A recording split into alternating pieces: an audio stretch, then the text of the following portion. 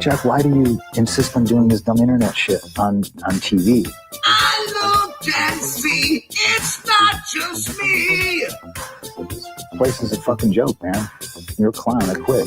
So many of us have stood where we stand. We are the young, so raise your hand. So many of us have stood where we stand. We are the young, so raise your hand.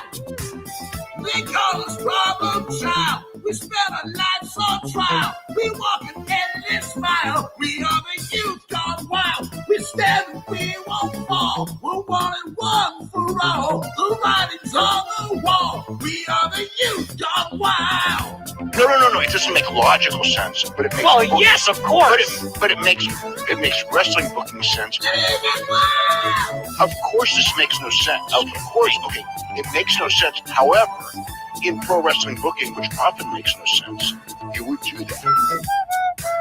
It's about making money. It's not about anything else. Wrestling's always been about making money first and foremost. That's it. Yes! I look and see, it's not just me. Last weekend was the greatest weekend in AEW history. This is the greatest week. I look and see, it's not just me. Security, my safety, my life was in danger at a wrestling show. So many of us have stood where we stand. We are the young, so raise your hand. So many of us have stood where we stand. We are the young, so raise your hand. They call us problem now. We spend our lives on trial. We walk an endless mile. We are the youth gone wild. We stand and we won't fall. We're one and one for all. The writing's on the wall. We are the youth gone wild. They call us problem child. We spend our lives on trial. We walk an endless mile. We are the youth gone wild. We stand and we won't fall. We're one and one for all. The writing's on the wall. We are the youth gone wild. Living wild. Yeah. If you're familiar with how we do things often here on these Wednesdays, it's a lot like one of my favorite movies, Time Cop. What? Fuck you. Fuck you. Yeah. Yeah. Well, folks, it's been a night to remember, but right now we are out of time. I'm Nick Diamond. I'm Stone Cold Steve Austin. And I'm Johnny Gomez. On behalf of all of us here at Celebrity Deathmatch, good fight, good night.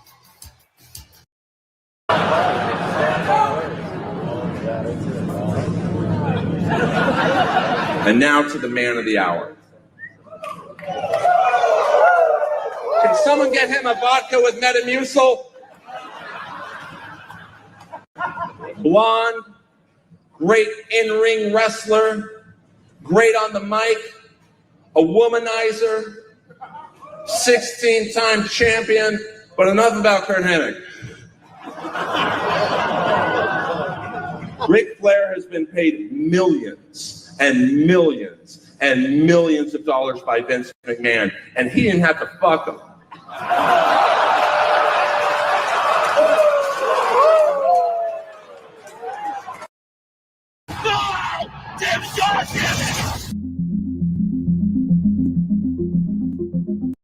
Feel out the ending, and then we'll go into the card rundown bumpers. With Ty Mello, Dr. Ty and Anna, and Will Nightingale taking Britt Baker with Sky in her sights, and now Sky Blue goes down. My catcher. The team match right there. JD Hater coming up right now. The Elite versus Death Triangle. The sooner you get to the Death Triangle, the better, man. Good. All right, the Bucks are attacking. Oh, this.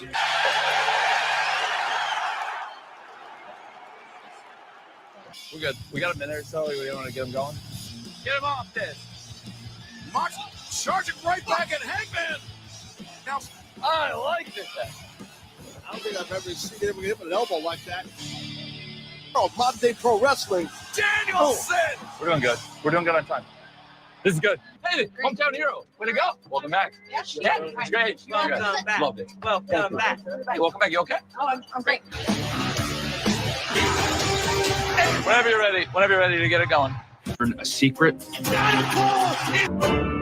I safe? What? Am I safe? Oh my God! They snuck me in. It's beautiful. Thanks for getting in. Of course. So it felt great to see Tony. He has been incredibly supportive through this entire process. Of course, we had communicated and talked, but it's not the same as seeing someone face to face.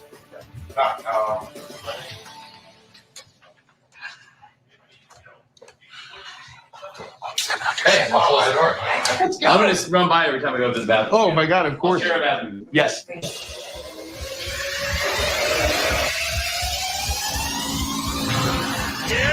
Wednesday. You know what that means? AEW Dynamite is live in Los Angeles at the fabulous Kia Forum. All right, we're 2 minutes here. I'm going to give you the 5 in about 30. A win. Thank you. So I talked to Tony last week, and he told me there's a plan. So I just got to trust him. You know, I trusted him before, and I became TNT champion 3 times. Dr. Britt Baker should be better than these. Neck breaker. She's here for. Let Serena blow into the shot. Here's our finish. I decide I'm not only going to hide in Tony's office, but I'll hide in Tony's bathroom. Oh, shit! She missed that table. She landed right on the floor.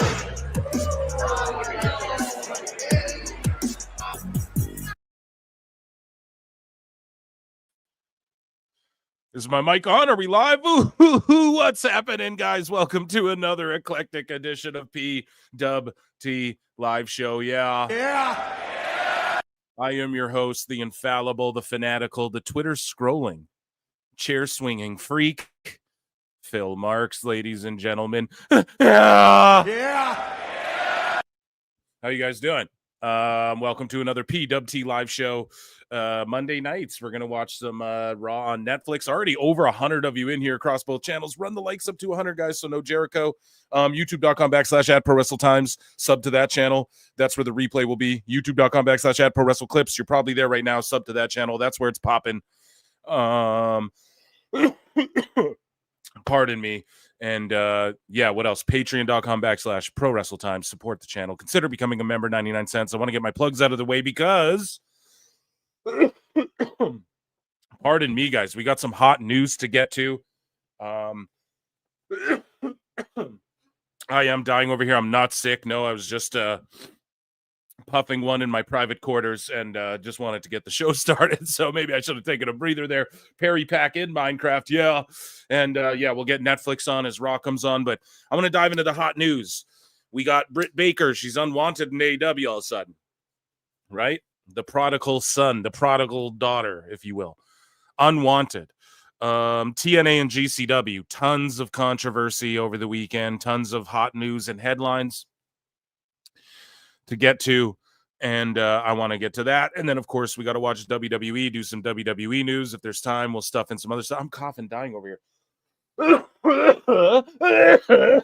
Okay, hopefully we're good now. The sickos are infesting. The infection's taking over my blood. Here, I just got to hydrate quick. Okay, and we're back. Baby, I'm back. Okay, so everyone hit the like. I'll hit it. This is great. Super chats are welcome, please. If you want to support as well, that is a great way to support, and you'll for surely get seen. And let's rip through this news. I'm not letting anyone wait today, okay? We're not even 10 minutes in, and we're already going to start ripping news.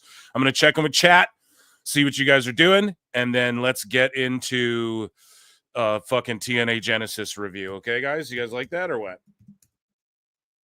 Let me just type that in there. Man, oh man. Well, let me just catch you up though. We got to do a little like light chat with Phil, chill with Phil, no? And just catch you guys up on what's going on with me. So, man, I've been getting some fucking DMs, man. We got people coming out of the woodwork, okay? And shit's crazy. No, yeah, I don't know. But there's stuff to bring to the show that I will bring to the show as time goes on and things like that. And this show's just growing and getting greater. And we surpassed 2 million views on the Clips channel today. Oh my God. Round of applause for the PWT universe. And there's just so many of you. I mean,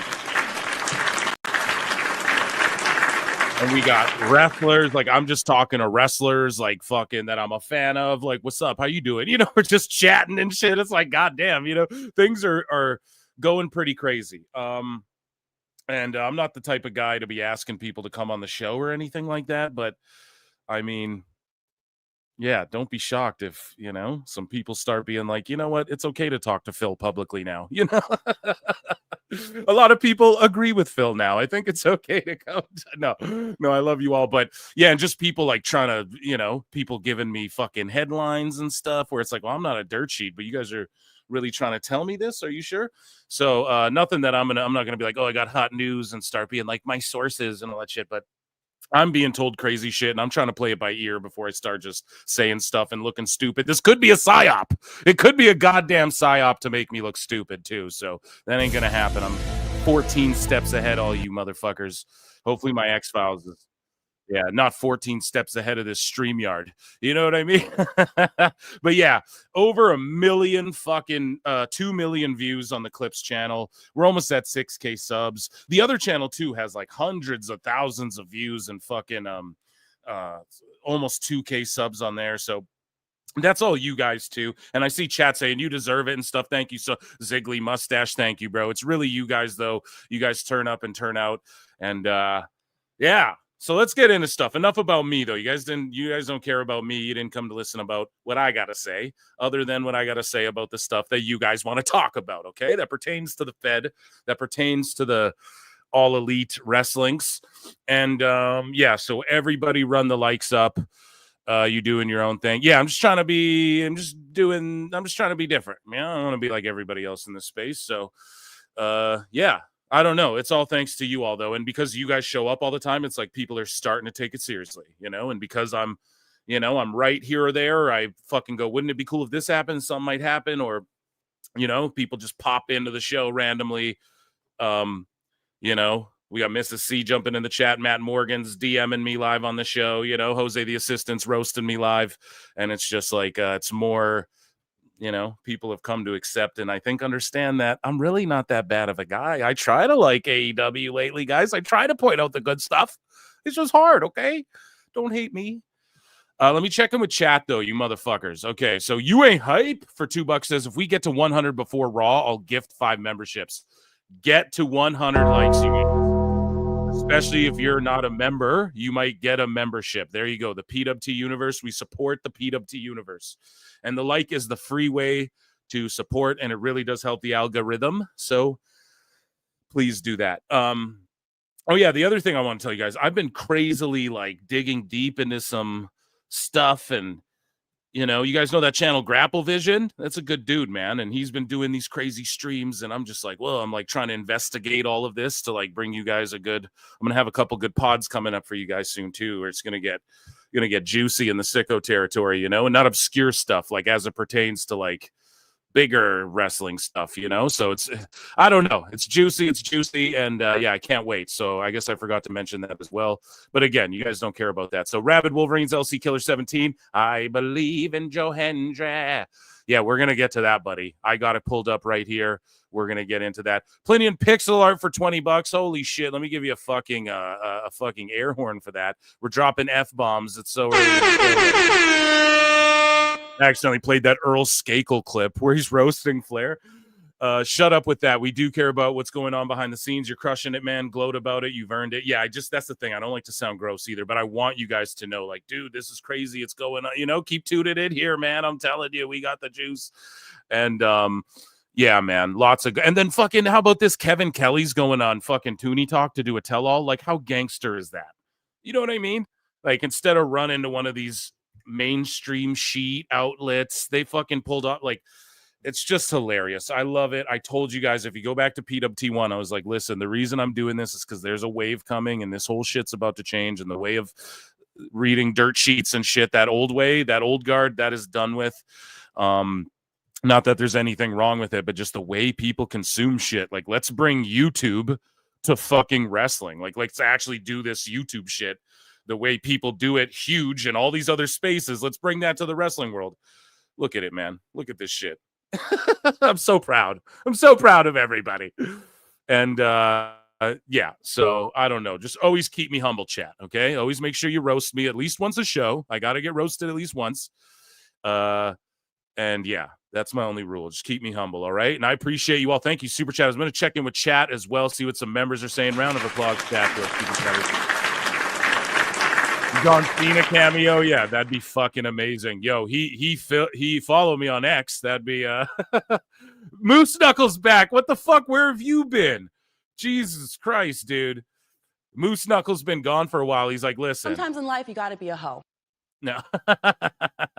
Got it. And yeah, shout out to people emailing me when I'm like, oh, we need this for the soundboard. Now people just send it to me. It's like, all right, taking time off my work there.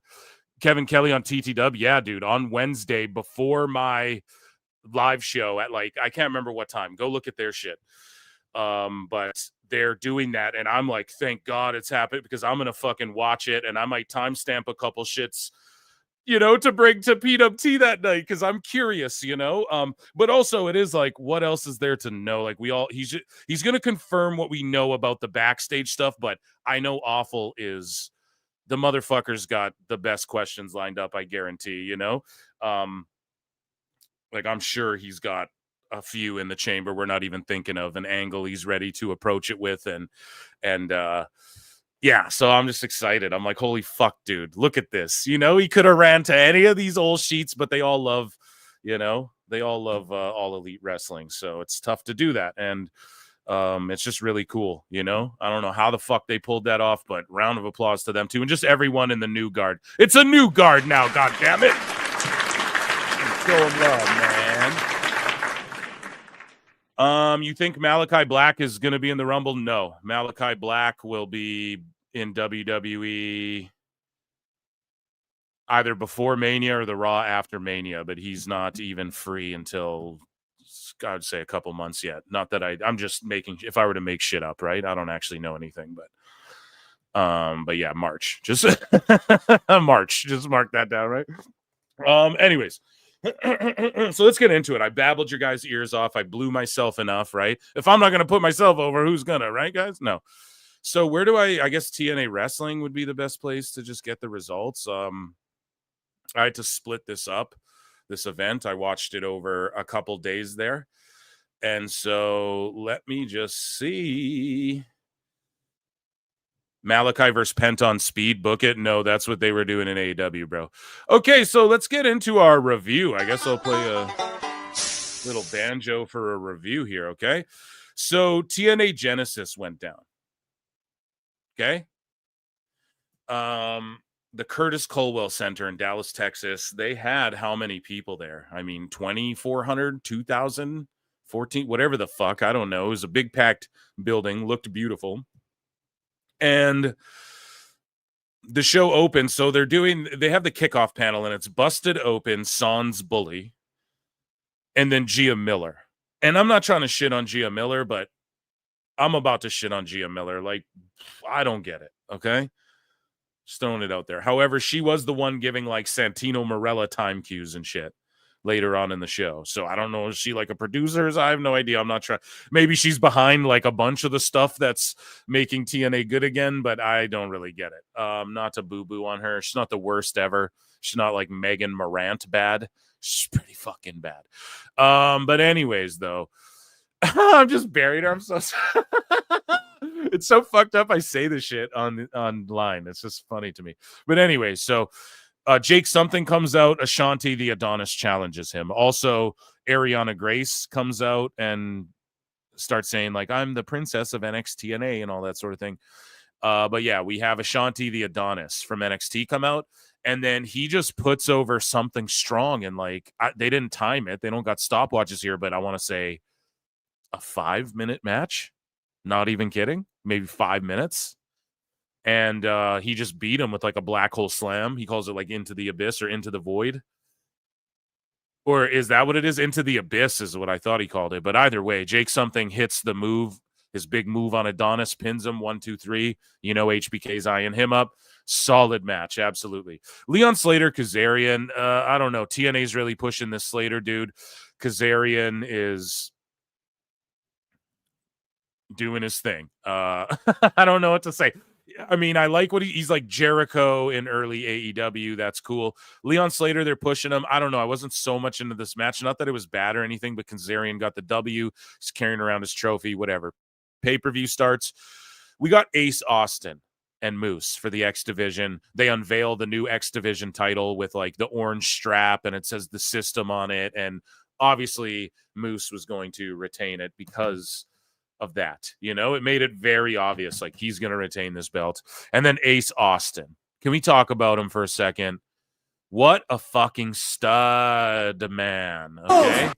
He's so good, dude. It's really incredible how good he is. Now, some people will go, oh, come on now, Phil. There's a lot of the flippy floppy in there. I'm here for it, the flippy floppy, but not in my wrestling. But listen, there's a bit of that, but I'm telling you, man, he's really fucking good as a solo. Like, I always loved ABC, but him, since Bay's gotten injured, and again, speedy recovery to Bay, goddamn.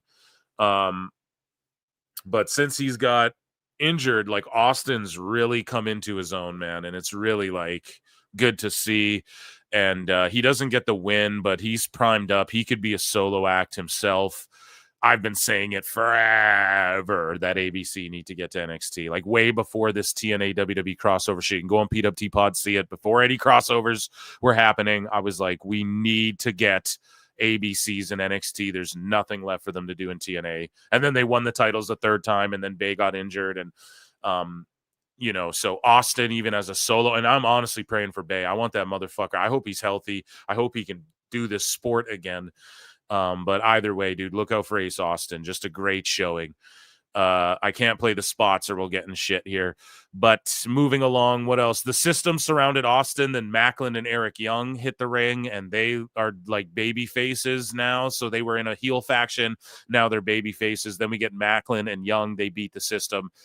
I'm over the system and the MacLeod Young stuff. However, this was like assault. These guys are all just wily vets, you know, they're all vets and they fucking know what they're doing in there. So it was like a solid match, but I'm just like, I don't know. I'm not trying to shit on anybody either, but like Eric Young, Brian Myers, Eddie Edwards, I'm kind of like, okay, you know, sign a name, you know, you get a name in there. Macklин's good shit. And then Alicia Edwards is really good too as the manager. And what I do like about TNA is that, like, if Johnny Curtis and Alicia Edwards aren't wrestling, then they're managing all of their fucking people who are in their faction. Like, you're not sitting there wondering, well, where's this guy or where's that guy?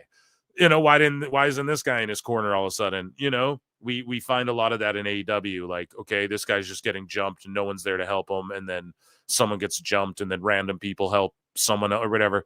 It's not like that. In TNA, it makes goddamn sense. Alicia's there holding her mans down. You know what I mean? Her menses. So solid match. Now this next match, wow, I just enjoyed the fuck out of it. So the Knockouts Tag Team Championship, Spitfire, Jody Threat and Danny Luna, they took on Ash and Heather by Elegance with the personal concierge, friend of Evil Dose. And any friend of Dose is a friend of the show here. So Knockouts World Tag Team Championship, man. This Heather by Elegance and Ash by Elegance, obviously Dana Brooke and WWE, fuck, man, they're good. Dana's gotten so good since she's left. However, Spitfire is just my word. You know, the definition of a tag team. I love everything about it. They defended the belts. I think that's the right call, right? You get like Dana Brooke to put over these ladies here that have been holding it down in TNA for a while, and they're just a great tag team. And this match was just awesome. Even when, you know, I think Jody Threat started doing like the double chops to both of them and shit, just the way everyone was selling and everything. It was awesome. The way Ash by Elegance has really come into her own. Like, she's better now than she was in NXT or WWE, hands down. Heather by Elegance, I'm entirely unfamiliar with other than like a couple matches. I'm not going to lie. And she was so good in this match, just in the right spot. Didn't look routine-y. And then, of course, but it's Spitfire that really put it over the edge. They are so good, man. God. Again, it's not to be like, hey, WWE, take all their talent, but you need women tag teams, man. If you're going to have that belt in WWE, have a knockouts versus women's tag or something. Do something, because these ladies need some shine for what their tag team ability is. Like, it makes WWE's tag teams look like shit other than, like, Damage Control, and then KC2, KC squared, Katana Chance and Kaden Carter, but they're not, like, over. So that team, like, they work really well as a team, but they're just not over the way even I'd say Spitfire know how to, like, in front of a live crowd, they just know how to get over and shit. It's awesome. I don't know. I really like this match. Blew me away. My expectations were so low, so maybe that's why I like it so much, but blew me away with how good this match actually was. Frankie Kazarian's talking backstage. He's hugging his trophy, blah, blah. Then we go into Jordan Grace versus Tessa Blanchard. Woo! How do we word this, man? Just a fucking dogfight.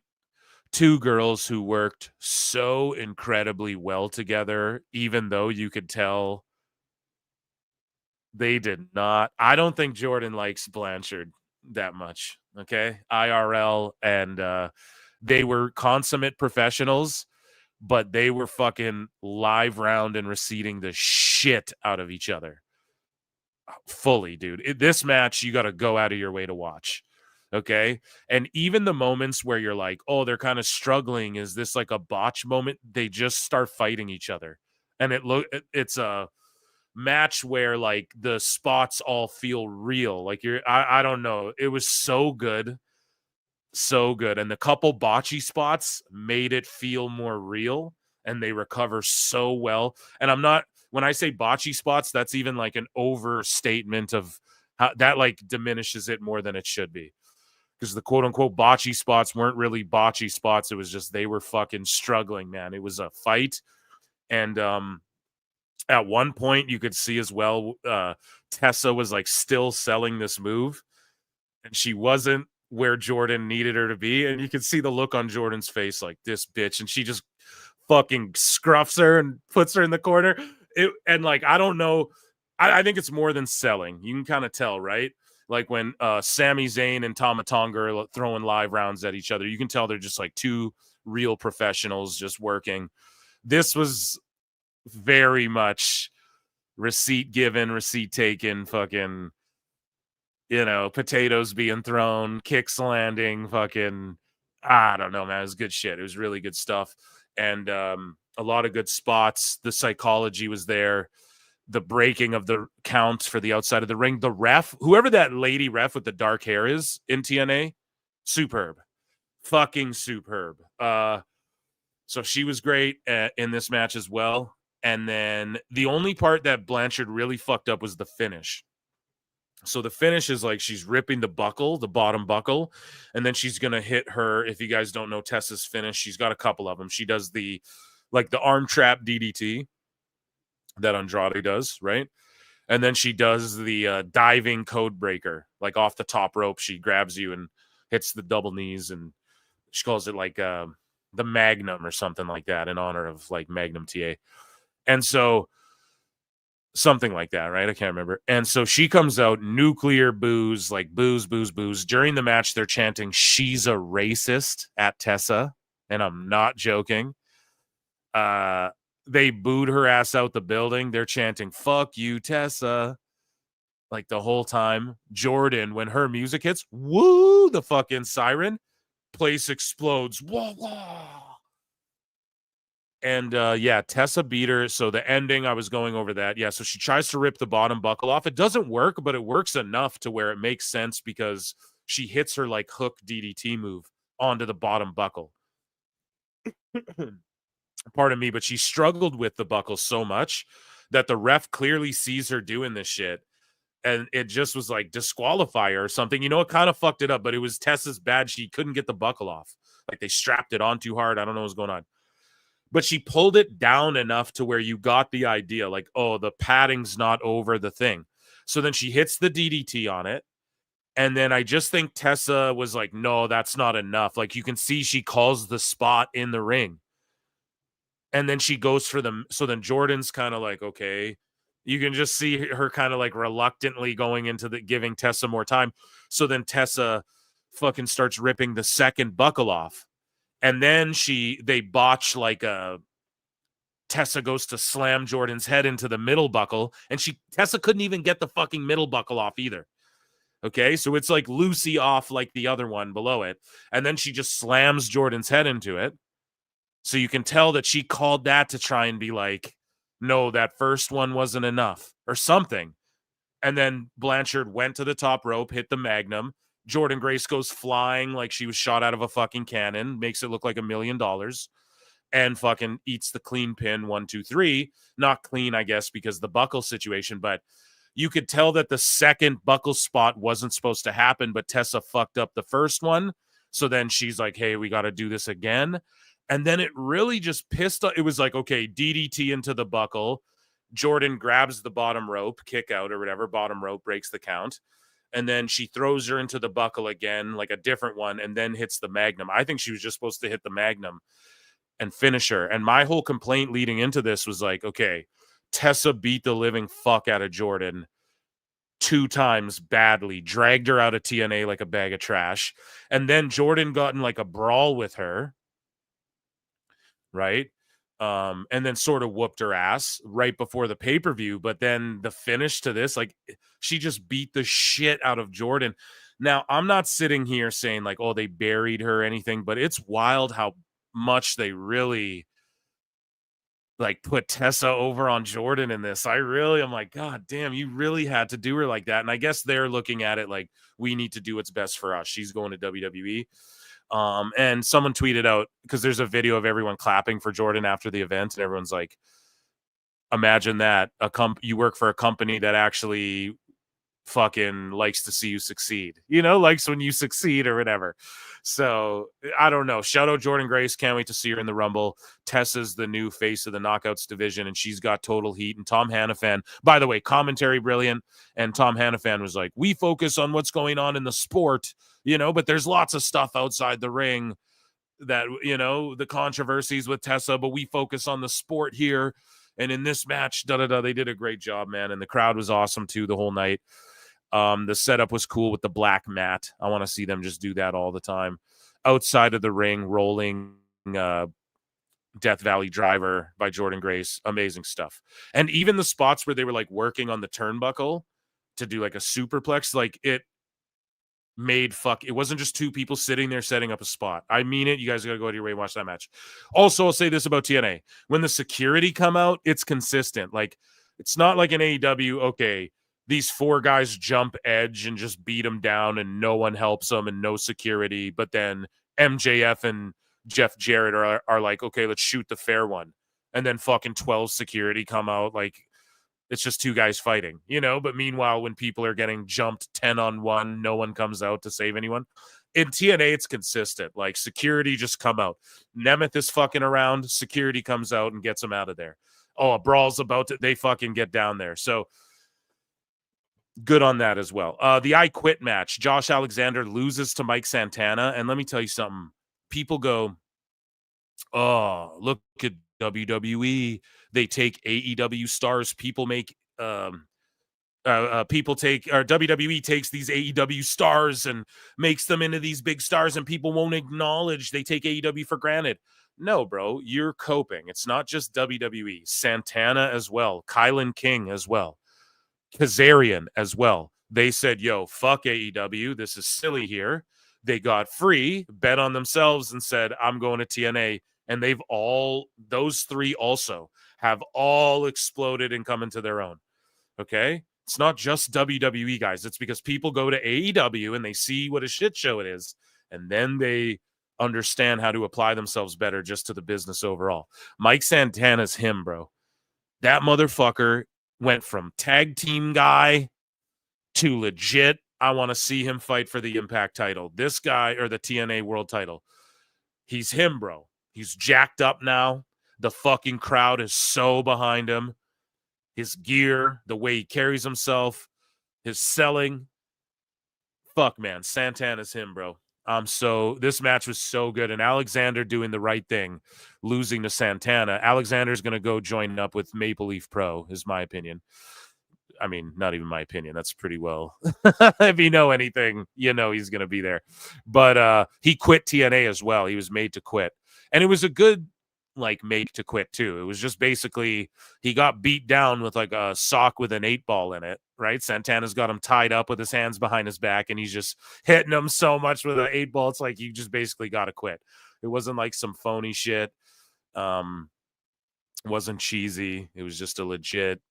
He like reluctantly was like, okay, I got to quit. But then they shook hands, and then Josh Alexander said something brilliant. You know, he's like, you embody TNA, what it is to be TNA today. He's like, and that's why I not only quit this match, but I quit TNA. Because the whole story was sort of like, you know, Alexander's like, well, I'm the TNA guy. You know, fuck all these other guys coming here. You know? So great match. Santana's just, yeah, I mean, cutting great promos and shit too. He's an amazing talent, man. The TNA World Tag Team Championship. And mind you, a lot of matches we've talked about here, it was paced brilliantly. No match went too long. Nothing was like, ugh, you know. But the Rascals versus the Hardys. Now, the Hardys got the win. I don't know about this. I was kind of like, okay. But they're trying to sell out buildings and stuff, and having the Hardys have the tag straps. And I see you, chat. Don't worry. I'm coming to check out chat in a minute here. We're just almost done this review. But the Hardys having these belts, that's like a good way to have legends or like ex-WWE guys, they're tag champs, whatever. Fraxium comes out with the NXT tag titles. The place erupts, right? They're like, holy shit. This guy. I have a guy who's like trying, like, leaking me stuff. Not the mole, but like I got someone DMing me stuff, and he said it before it he's like, I have a source and all. I'm like, okay, shout him out. I forget his name, but shout him out. It's like a new thing. And he said it before. He's like, Fraxium will be at the TNA thing. He was fucking right, man. So I don't know. I'm keeping my eyes on this fool who's been DMing me out of nowhere, right? And he was right about another thing too. I got to check my DMs. I'll tell you guys. There was another thing he said before it happened, and like he words it not as guesses. Like this could. He's like confidently saying it, and he's trying to tell me as a source. Whatever. I'm not a dirt sheet over here, so that's why I just say it blatantly. You know, if this dude's legit, I'll let you guys know. Shout him out though. But yeah, either way, he was like, Fraxium will be there. Whatever. They're there. So okay. They're sitting outside the ring. The Rascals, Trey Miguel, one of them does a dive to the outside, takes out Fraxium, and then they start pushing and shoving. Security get out there, get Fraxium out of there. W security for TNA. And then they fucking they set up the match for like later in the night. They announce, okay, it's going to be the Rascals versus Fraxium at TNA for the NXT titles on a TNA show. Okay, so keep that in mind. And then the Hardys, I don't know. They're going off to feud with whoever. Maybe we'll see them in NXT too or something like that. Where else are we? Yeah, so they announce it. You see it. Thursday. And I think that's when, they go live. So chat, make sure you watch Impact live on Thursday. And they got NXT Fraxium versus Rascals. I mean, come on. So then we got Masha Slamovich versus Rosemary. They had a crazy, like, Clockwork Orange Monsters Ball type match. They were putting Abyss over heavy. They had callbacks to Janice. There was a crazy part where they had thumbtacks out there, and then fucking Rosemary had, like, thumbtacks in her hands, and she's picking them out with her teeth. Both of these girls worked this match awesome. There were a couple spots that absolutely just looked horrendous. As far as the landings through the tables and on the weapons, the weaponries and all that, right? Some of it was like, oh my god. But a great match no less, and Masha comes away with the win. I thought it was a great match. Then we had Cora Jade come out, and they're like, she's crossed the line. So isn't there a TNA pay-per-view called Cross the Line or some shit? I don't know. Either way, we're getting Masha versus fucking Cora Jade, which is crazy. Okay? Let's be real about that. Ryan Nemeth came out. He was banned from ringside. We get the TNA World Championship match. Hendry comes out. He's over as fuck. Nemeth comes out. He's over as fuck too. They kind of boo him because they're just so behind Hendry, and it's Hendry's time. And the crowd was so into it the whole fucking match. And then basically Ryan Nemeth comes out. He was banned from ringside by Santino, but he comes out with a ticket. Like, hey, I'm here. I got a ticket. Now what I love happened next, like later in the match. I'm not going to go over spot by spot. You guys know how I do. These are freestyle fucking reviews here. So you guys know I watch the shit, right? But Kazarian comes out, and I like the idea. I forget the order, how it all happens, but Nemeth does something with his ticket. He sits there, and then Kazarian comes out. Now, I like the idea of Kazarian. He's like the old rocker dude. And then Nemeth's kind of that same thing. He comes out to the old like hairband music, and he's, he's like leaning into the most wanted. He's like I like him and Kazarian with Nemeth, with Ryan Nemeth as well. Those three together, that kind of works, especially who called it Nemeth. Nick Nemeth's going to go heel. I've been fucking calling it. It's the natural course of things, right? How do we get more juice and heat out of Nick Nemeth now that he's dropped the belt? Fucking goes full bad guy, bud. So, and then him and Ryan Nemeth or him and Kazarian go after the Hardys for the tag belts. That's how you fucking do that, buddy. But anyways, though, so Kazarian comes out. People are getting involved. JBL comes out of nowhere. Place erupts. Who's going to be on Raw tonight, by the way? So just timely as ever. JBL fucking lariats the life out of Kazarian, stares him down, and then Ryan Nemeth comes storming towards JBL like, hey, pal, what are you doing? And then JBL just turns around and one punches him with a work punch. But fuck, dude, I don't know if it's because Ryan Nemeth sold it like $1 million or if JBL laid that shit in. I don't know. But, dude, oh, man, it was just go watch that moment, too, on X. I might have it bookmarked, okay? But, yeah, Ryan Nemeth just sells it starched. He just gets fucking starched, laid out. And JBL just walks off. Crowd's like, holy shit.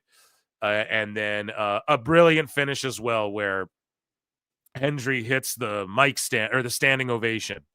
And then the crowd's like, oh my God, he's going to do it. 1, 2, 2 and 9.9999, dude. Nemeth kicks out. Everyone's like, oh fuck. And even me, I'm like, dude, Nemeth is going to fucking retain, isn't he? Again.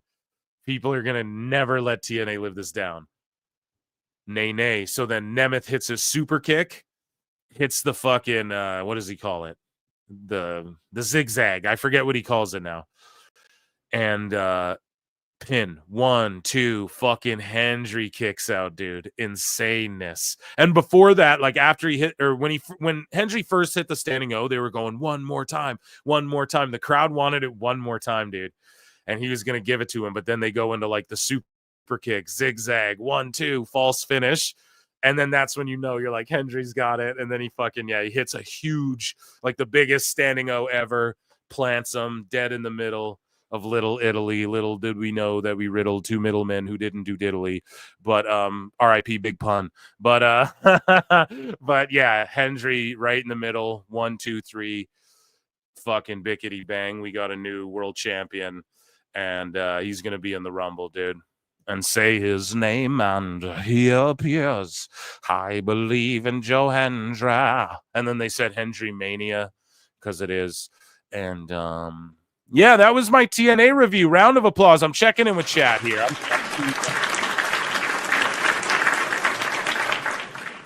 So now let's dive into some light news, shall we? We have TNA. We might as well talk about... As you see there, our new TNA World Champion. We might as well. I want to go over miscellaneous and light news with you guys as far as TNA and just GCW is concerned, because so much happened. Okay, I hope that was a good review for you guys. Let me check in with chat. Lincoln Hawk for $10, buddy. I'm fucking sorry to be waiting like 20 minutes, bro. I was trying to put that fucking review up. Link. Oh, come on now, come on Phil. now, Lincoln. Ever since I became Canadian, the Discord has been fire. Also, Cora and Tessa made the same show. I'm staying Canadian. Here's the link. VPN, hit the like. Yeah, so what he's referring to is Lincoln Hawk is now an official Canadian. By that, he is a VPN. None by name, because none sponsor me unless one's trying to sponsor the show, and run ads on the show. But yeah, Netflix, Canada Netflix with WWE on it is the fucking dopest thing to ever happen, ever. If you're a pro wrestling fan, Cora and Tessa made the same show, so you're pumped about that or what, dude? And yeah, go Canada. It is 50 below where I'm at, and that is a shoot. And way up north here. And yeah, we welcome you, buddy. But you have to tell me that I'm not your buddy guy. All right. And thank you very much. Everyone join the Discord. Come hang out with us. Mere Puffery. What a great name. And a round of applause for becoming a member. And then Paige Prinzavali is who you're thinking of, Phil. Paige Prinzavali. Sometimes in life, you got to be a hoe. No, I'm just kidding. I don't know how that applies, but it's a new sound. Okay, well, thank you. I appreciate that so much. Okay. Let me just check in with chat. Goddamn Canada, you're not my friend. I am your buddy, guy. He's working on that ASMR video. What VPN? I'm also Canadian. Yeah, so you guys are all joining me here a boot up north, eh? Let's see. I totally let Tessa or Britt sit. Okay, calm down now. I feel you was there when I was in the army. Let's just say I didn't have almost 300 in both PWT streams. That's fucking crazy. You guys are, yeah, how many likes are on this video already? We almost there's like 300 people watching across both channels. Let's run the likes up to 100. We're at 74 on the Clips channel. And everybody vote in your poll there. And I'll check in with that later. Okay, so let's get into some TNA news here. So PCO quits, and we had boots on the ground here at this GCW event. PCO quits TNA and goes on a rant. Some people thought he was drunk who were in the building, okay? PCO quits TNA and goes on a rant after destroying their digital media title. Now, apparently this is a shoot, okay? Apparently PCO is really pissed. And I mean, a lot of people are leaving the company, and the new guard has new plans. And, you know, PCO is D'Amour's buddy guy. So I could totally see him just going Maple Leaf Pro as well. But his contract was up in January, and he's still got that digital media title, though. So I think they were hoping he'd drop it somewhere. I don't know, but he smashed it up. Let's watch this video. Let's leave it small so we don't get Don Stevens, but I don't think this is a shoot, but then him like cutting a promo. Apparently he is really mad, but I just think it could be like a work, because just look at the security guard. The security guard ruins it for me, you know, as far as if that was real people trying to stop a dude with a sledgehammer, I don't know. You wouldn't be scared like backing up. You'd want to get like right in when he. All I'm saying is this, okay? I bounced a few places in my day. If that guy's swinging a long, you want to just get in there and grab it before he can. You know, you don't want to like stand at a distance where he can tag you with a fucking hammer, you know, or a bat or something. You want to get in close on that. Now, a knife or something, okay, it's a different story, but I don't know. Security guard kind of killed it for me, but here we go.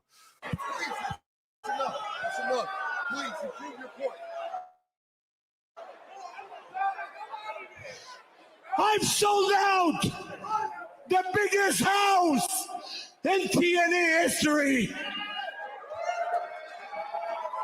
I sold more T-shirts in one night than any TNA. So yeah, they cut him off the air. So that is what went down at GCW there. We got more GCW in a minute. Here's the crowd at Genesis, right? Look at that dude. Fucking just looks great too. You know, and they were loud. They were doing their damn thing. Shawn Michaels and Triple H, like what a world this is, where Triple H is tweeting out huge night ahead for our friends TNA. Excited to watch Genesis tonight live on pay-per-view. Trips, Shawn, I know you guys are listening. No, I'm joking, but make it down there, bro, to a Slammiversary or something. Like give them a DX entrance in TNA. It'd be fucking insane. Or hit him with like the Triple H, I am the game, and then have Shawn Michaels like interrupt Triple H or something and just give them that moment, you know? That'd be absolutely insane. And yeah, we have Shawn Michaels being like, I'm excited as well, wonder what's going to happen. They sent their boys down there. So PCO, according to PWInsider.com, and they've been botching a little bit lately, but PWI says PCO is done with TNA. His rant and destruction of the TNA Digital Media Championship at the GCW show was legitimate. Yeah, I wonder if that's the end of that title. It would not shock me if that was the case. They don't really need it. So Tessa Blanchard, though, she puts a post up of her new theme, and Mercedes Moné likes it. Okay. Liking a couple of her posts, I believe. And so Triple H's thoughts said AEW fans are about to have a hard discussion with themselves about how to make this acceptable while hating on Tessa, because there's the whole Tessa's racialist and all that, which I know some people stand firmly on that. My opinion is I don't know. So, like, people say Isla Dawn got bullied by her so bad she's going to quit the business and stuff. So, like, obviously I don't condone any of that. I don't have a personal relationship with her, so I don't know the extent of it, but the certain group of sickos, I don't want to say AEW fans in general, but there's a certain group of sickos, that virtue signal about all this type of shit, and you see Mercedes Moné, their queen right there, just liking this post, and so a lot of people are coping with that. Are you going to try and cancel her like you did Jada Parker, you fucking freaks, for liking stuff? Tessa Blanchard defeated Jordan Grace, but yeah, she's getting "she's a racist" chants. Let's listen to this.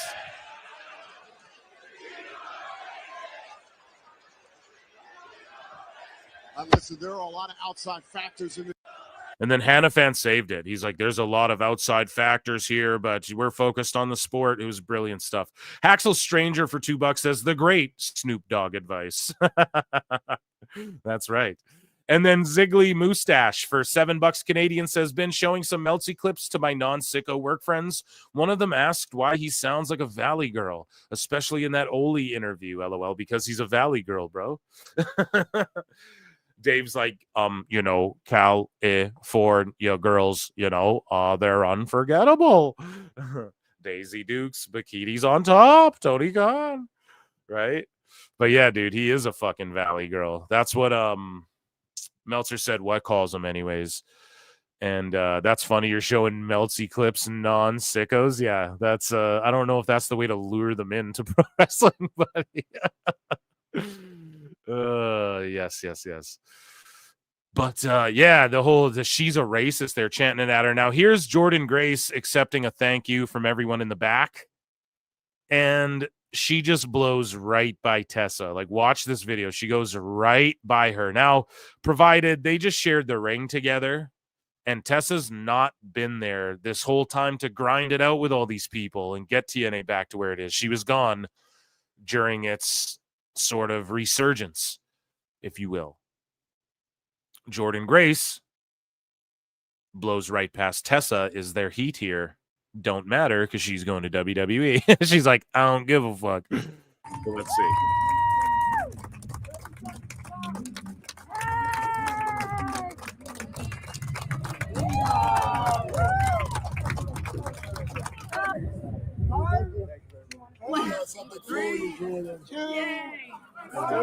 The Forever Champion. They gave her a silver belt, the Forever belt, signed by everyone. But did y'all see her just blow right past Tessa? Look at this. Doesn't even look at her. Arms wide open. And just walks right past her. Hugs everyone else. Go get him, Josh. There you go, champ. You're the forever TNA champ. Forever champ. Forever champ.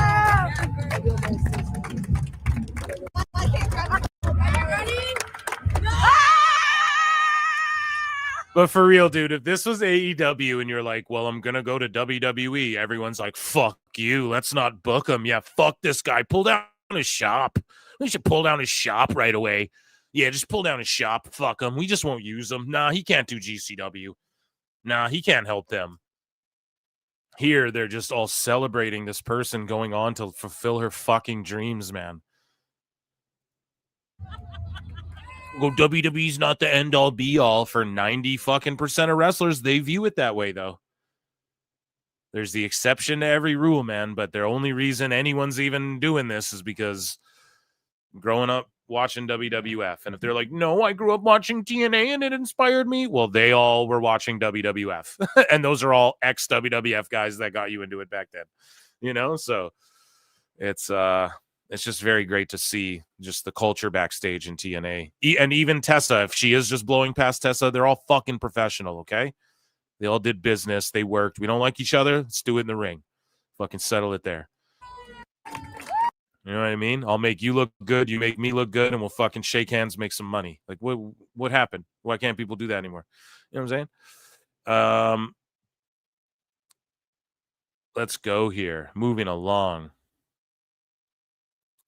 Cora Jade shows up just looking like a million. And then people were saying, the people in attendance there were saying that CM Punk was spotted in the crowd too. And then you saw some of the sickos, they're like, of course, he's fucking Cora Jade. It's like, come on, guys. Mind your business. Mind your goddamn beeswax. You know? Everybody's got something to say about everybody else's business, including me here at PWT. No. Hey, man, we just go with what people make public, okay?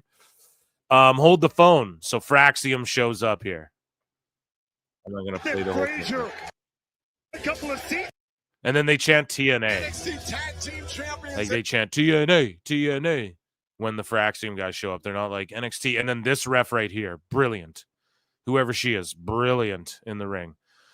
Moving along, we talked about that. So PCO responds to some random guy. That's his literal name. He goes, did he not like the Frankenstein shit? Too much Hardy star power? Same thing that happened with Kevin Nash. Were they in Canada? And then PCO said, eventually you will understand. I'm a fan of the Hardys and the roster's so awesome. The production team and creative team in TNA just so good. The new management, Scott D'Amore was the architect. You need to get your evidence before judging. So just so you guys know, there's a beef with D'Amore and the old management. Ant Evans came on. He was D'Amore's right-hand man during that time in TNA, during the AEW talent exchange stuff. He explained it. They don't like each other. They take credit for the WWE stuff, even though D'Amore is like and I agree with it. D'Amore is the guy who helped put that all together more than I'd say these other guys, right? So PCO is going to go over to Maple Leaf Pro, and Maple Leaf Pro, it's so funny to see the sickos get triggered about the WWE TNA stuff when Maple Leaf Pro and AEW have had a working relationship similar where they have first dibs on people and shit that gets over or works in Maple Leaf. AEW gets to scoop that up. We covered it here on the show a way long time ago, and they don't get mad about that. But yeah, so AEW Maple Leaf Pro versus like TNA is the Canadian thing, and fucking WWE sort of thing is what it is, you know, as far as management's concerned. Not that I know anything. I'm an idiot. But anyways, this guy says his contract expired at the end of last year. It wasn't renewed. He's airing out grievances on his way out of the business. And then some random guy's like, I'm a stupid fat idiot. So he was, that should be sickos. I don't know. He's just hating on PCO. And then say his name and he appears on Busted Open, I guess, not here at PWT, but Joe Hendry, as the new world champion, has a call out for someone that we may or may not be able to see at a McDonald's. If you, but Hendry wastes no time, and we know he'll be in the Rumble, but he's about to call out John Cena on Busted Open. Let's check it out. Who is the number one person you are looking over your shoulder at as of this very moment? John Cena. Let me tell you why. Holy shit. Holy shit. The cream of the crop. Imagine if Cena's last world title reign was the TNA title. That would be fucking crazy. Yeah, you guys want 5 free gifted memberships? Get those likes up to 100 in the next 7 minutes, okay? On the Clip channel. Look, let's let it continue. I have done all the things that I thought would be impossible. We're in an era where anything can happen. And just before Genesis. In an era, say my name and I appear. You said era funny. I just had to point it out.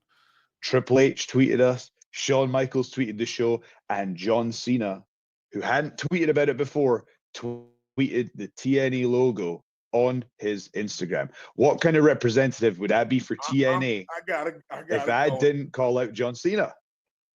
On the microphone, can you hang with John Cena?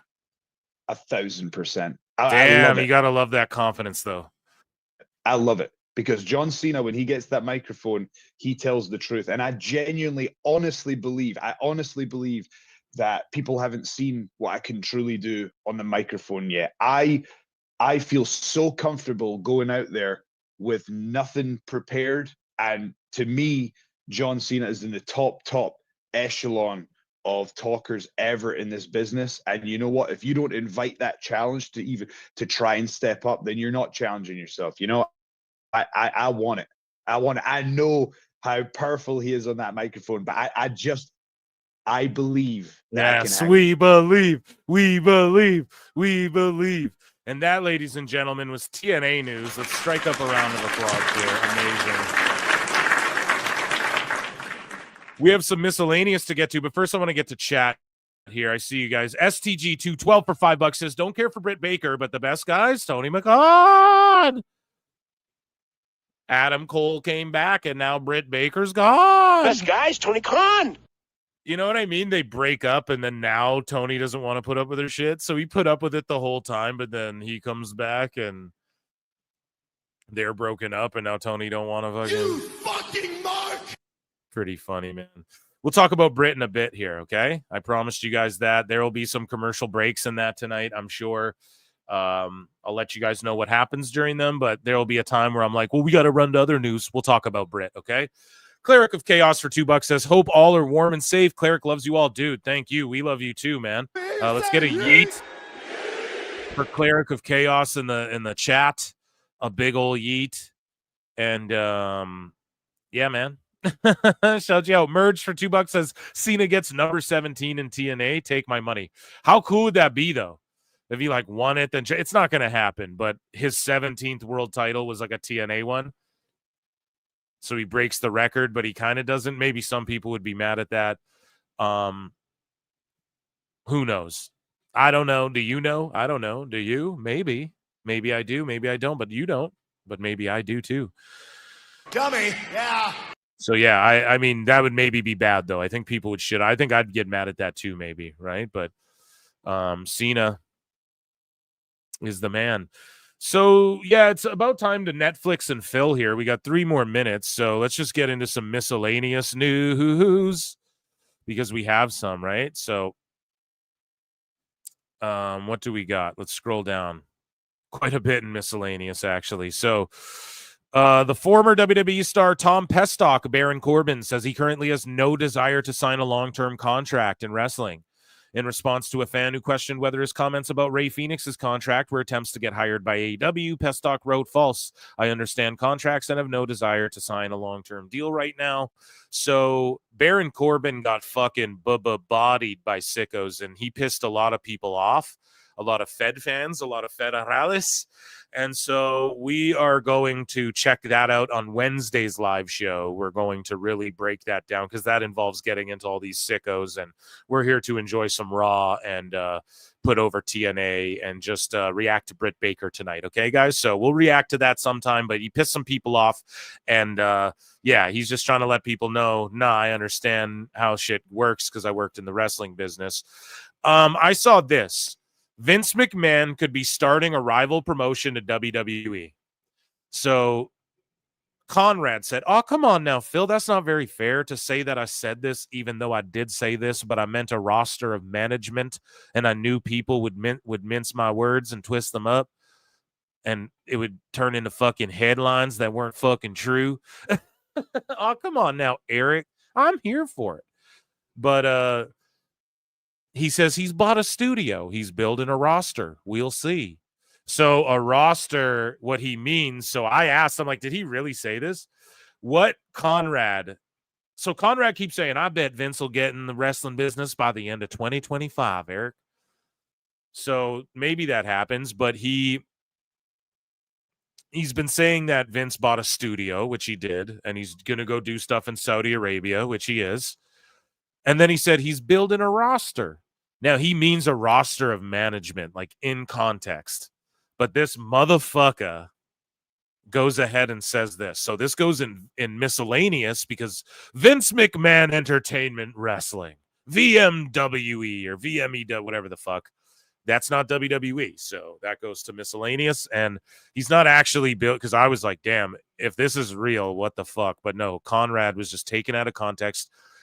But I think he knew what he was doing, chat. What say you?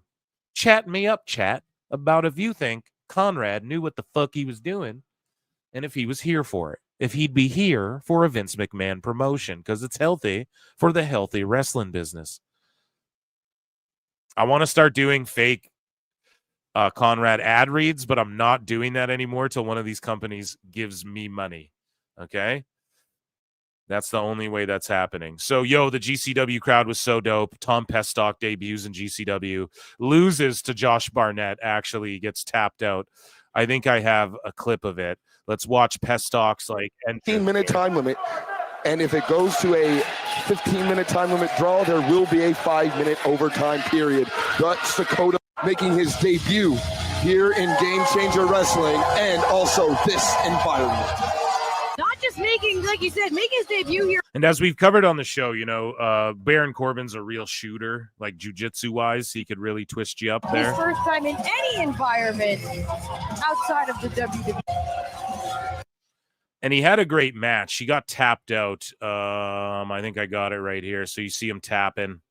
Pestock has to tap. He tapped. Barnett picking So Barnett's accused of fucking bringing all the talent in from companies that fucking didn't work. It didn't work out, WWE, AEW, and then going over on them.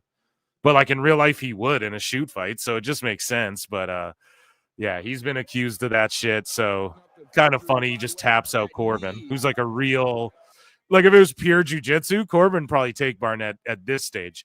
Back in the day, Barnett, his knowledge of catch wrestling and submissions, second to none. Raw and Netflix is on. Wrestlers are making their way to the ring. We're going to lock in. They're in Dallas, but we just got a couple more things. So here's Allie Catch, and she started a GoFundMe to help because she doesn't have insurance, I guess, because who the fuck's going to insure a pro wrestler, especially an indie pro wrestler? Do you know what I'm saying? And so here's her injury, right? It's not entirely brutal, so just try and watch if you can. And just watch this. She breaks her leg badly, and then we have people saying wrestlers doing GoFundMes and shit. See her legs broken and twisted around, and her shoulders dislocated, or she really fucked herself up. And I don't know if you could see her foot dangling there. I'm not going to show it more because YouTube's so iffy about that stuff. But she got stretchered off, as you can see here. Naya's jumping Rhea as the action begins here. Naya's beating the shit out of Rhea. Fucking love this feud so far. I know it's only been this, but I love these two as a pairing. Craziness to start Raw during the walkouts. Damn.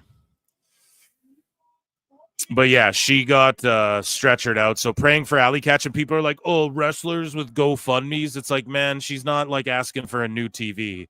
She's really hurt, bro. And then Sabu's retirement match will be at Spring Break against Joey Janela. What the fuck? Sabu coming out of retirement for Joey, bro. Jesus. Just that's going to be a shit show. Ricky Morton hits a Canadian Destroyer on his own son. A real effing pro. So let's watch this. And then he jumps out of the ring. God, that's so stupid. But yeah, he hit a Destroyer on his own son. Super crazy. 50 years old, jumping off the Hammerstein fucking balcony. Let's watch this. Going up. Look at this shit. Look at Super Crazy, man. 51 or something. Boom. Fucking madness. Oh, yeah, we're yeeting all over the place here. And that, ladies and gentlemen, was Miscellaneous GCW news. Round of applause. Let's watch WWE here now, chat. Let's fucking do it. Round of applause.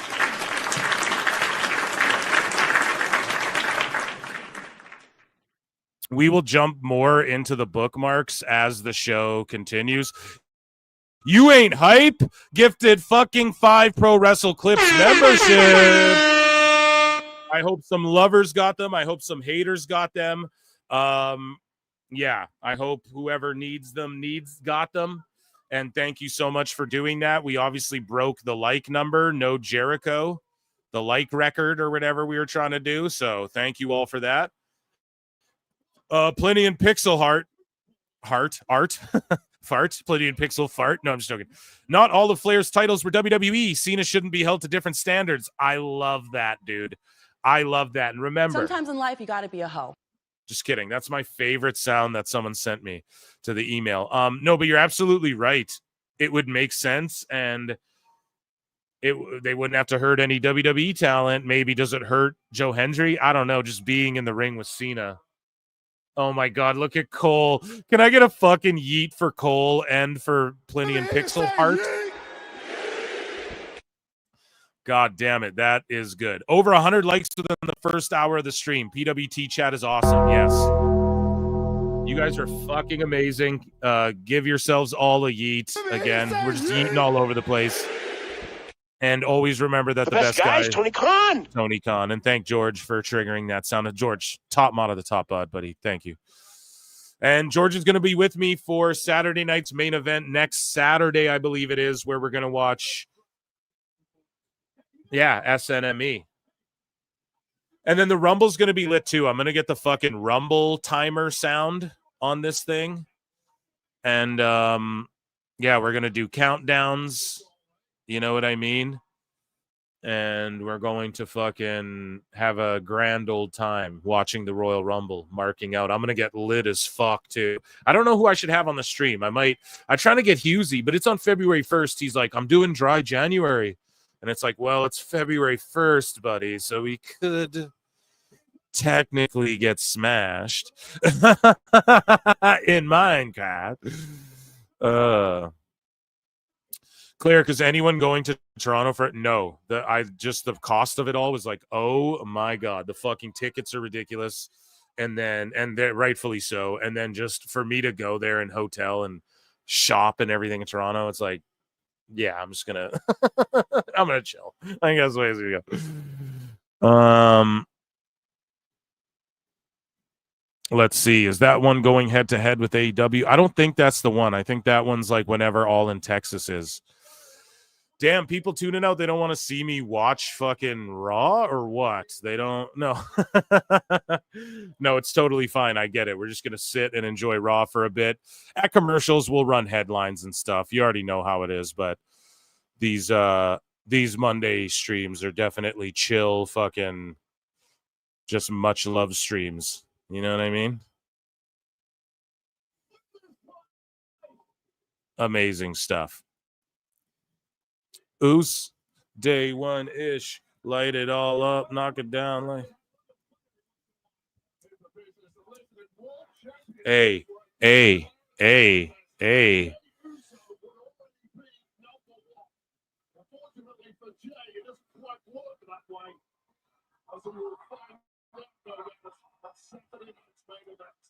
Saturday night's main event. Damn, I love that Dallas Yeet shirt, dude. So he's got a Yeet shirt for every city he's in. That's fucking over like Rover time.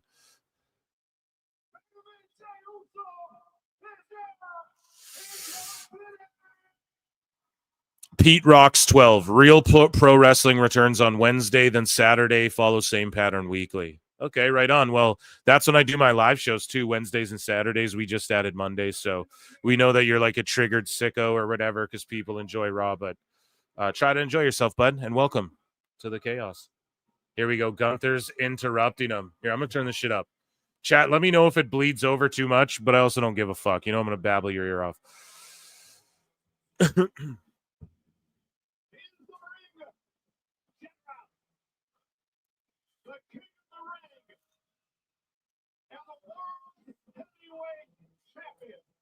I wish Jay can cut a promo. Yeah, he just relies on the Yeet stuff, but it's easy. You can just do that, you know?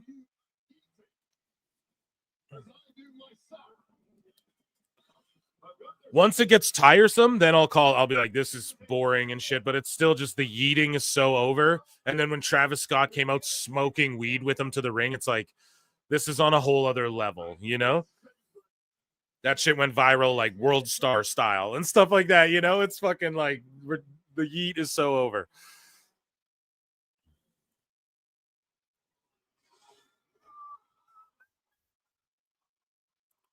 What worked for Stone Cold? Yeah, and I hate that everyone's mad at the what's. That's why I put it on the soundboard so early in beating it.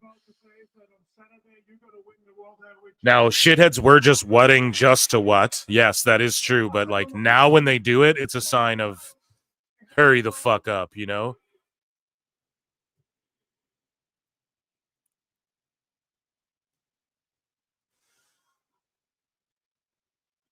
Triple H era should be called the mutual respect era. LOL. Everyone shakes hands. Yeah, I'm not into the tweener thing, as you all know. And Gunther hopefully leans more heel again, because there was a minute where I was like, he's a tweener. Him and Priest are both tweeners, guys. So, and then company mascot, yeah, Gunther's gonna chop the shit out of Jay.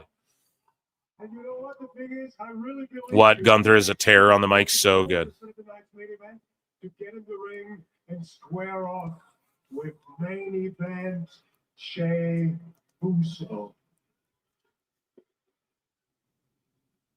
Until today. It's funny because they're yeeting Gunther every time too. Might as well. Might as well be walking on the sun. Well, everyone bails out when we leave Phil Marks bookmarks, but to the 200 of you that stuck around, fucking Sometimes hey. in life, you got to be a hoe. It still pops me. I'm gonna play that to death this episode, and we'll never want to hear it again. But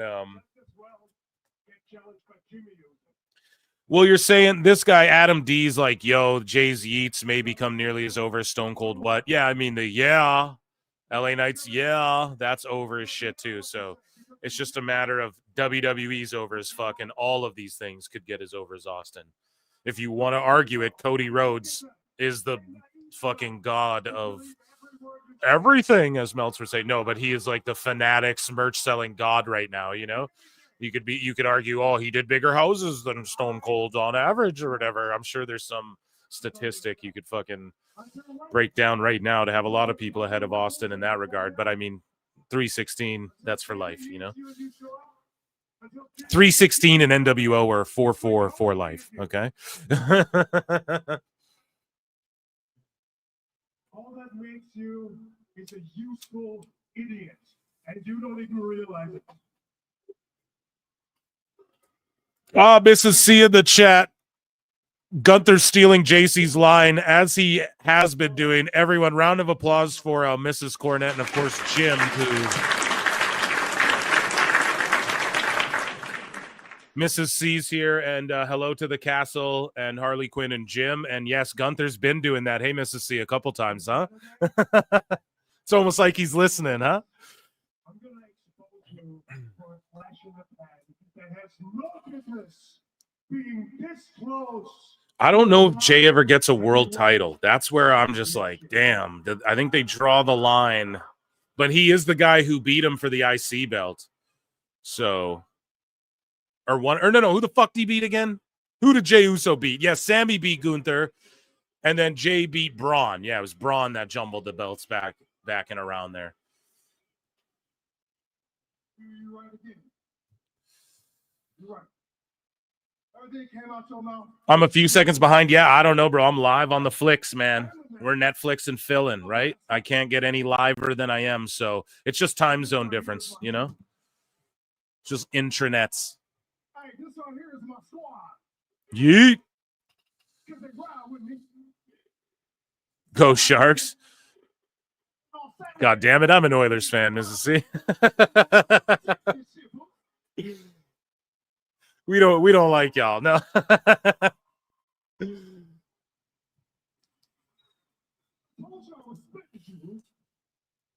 Still real American beer ads in the corners. Yeah, they're never going to get rid of that. I mean, they signed a fucking deal. I know they can just get rid of that anytime, but there is value in Hulk Hogan, those guys. I know people don't want to see him on wrestling screens, but behind the scenes and stuff like that, I'm sure he has business connections and ties to where people see Hulk Hogan, and there's people old enough to go, yeah, we'll give you money, Hulk Hogan. You know what I mean? But I get it. Boo him. Get him off the fucking screens. We don't need that. Hey, I don't discriminate against beer, right? People got triggered by Bud Light before, too. And I was like, to hell with y'all, man. We're just drinking. A beer's a goddamn beer. What?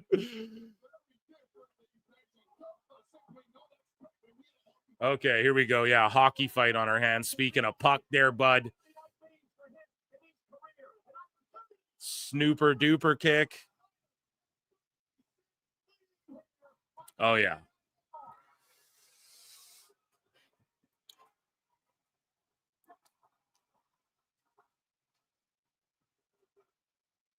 Here we go. Pulling the jersey.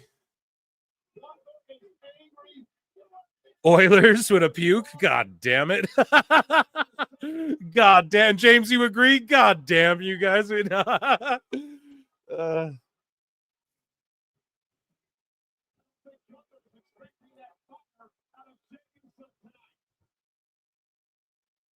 Yeah, I'm Canadian, dude. Mississippi. I'm a Canadian here. You're talking. I'm gonna hold it down. I'm not gonna cheer for the fucking Leafs or the Canadians, you know.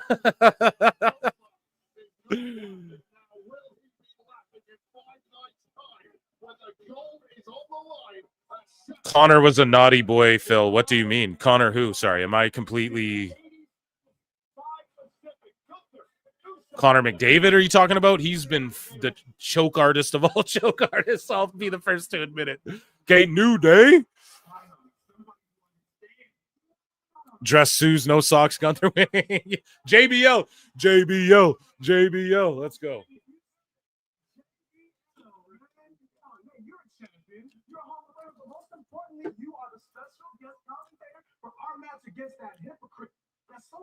Hey, I might become a Canadian after today. Well, listen, you and Jim are definitely, you guys can come stay with me, okay?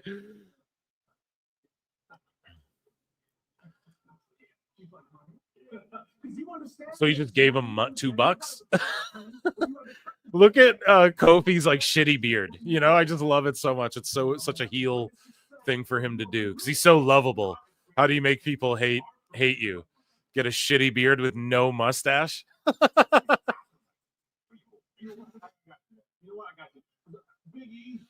I wish JBL showed up with the duster, though. The wrestling. Oh, Jake, the wrestling god. He's the... Jim's not welcome in Canada. Yeah. Not shocked. No. We're pretty uptight over here. Didn't JBL have gray hair? I don't think so. He might be Meltzer in it and just for men in it real quick. You know, I wouldn't blame him. He's wearing a hat? Yeah, but you can still see his hair. Isn't Jim banned? Yeah, that's what she means, but if you do anything, I don't know. They're just so strict about people coming into the country from America. If you have any, like Jacob Fatu, even Jay Uso, like he struggles to get in. It's always a hard time because, you know, just if you have any criminal anything, I don't know what, I'm not calling Jim a criminal for Christ's sakes, or any whatever. Mrs. Z would know how to word it better than me, right? I don't know necessarily what what Jim has gotten into, but yes, they're strict to get into Canada, no less. So basically, if you've gotten in a fight, you're not allowed to come this way up north from America.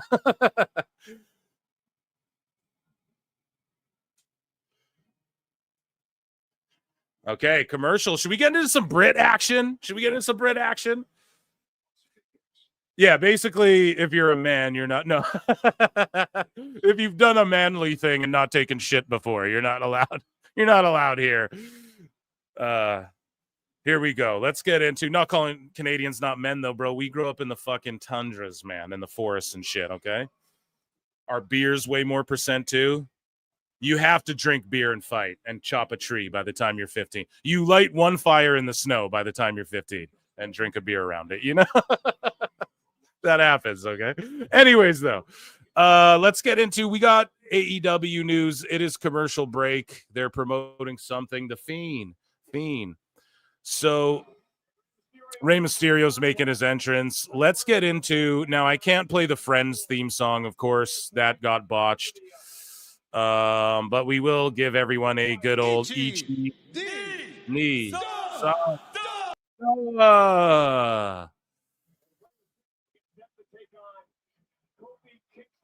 Okay, and Run from the Moose. Yeah, we do Run from Moose. Okay, so let's go here. We have some Britt Baker news, some hot news. Where the fuck is it? Look at all the AEW news. So, report.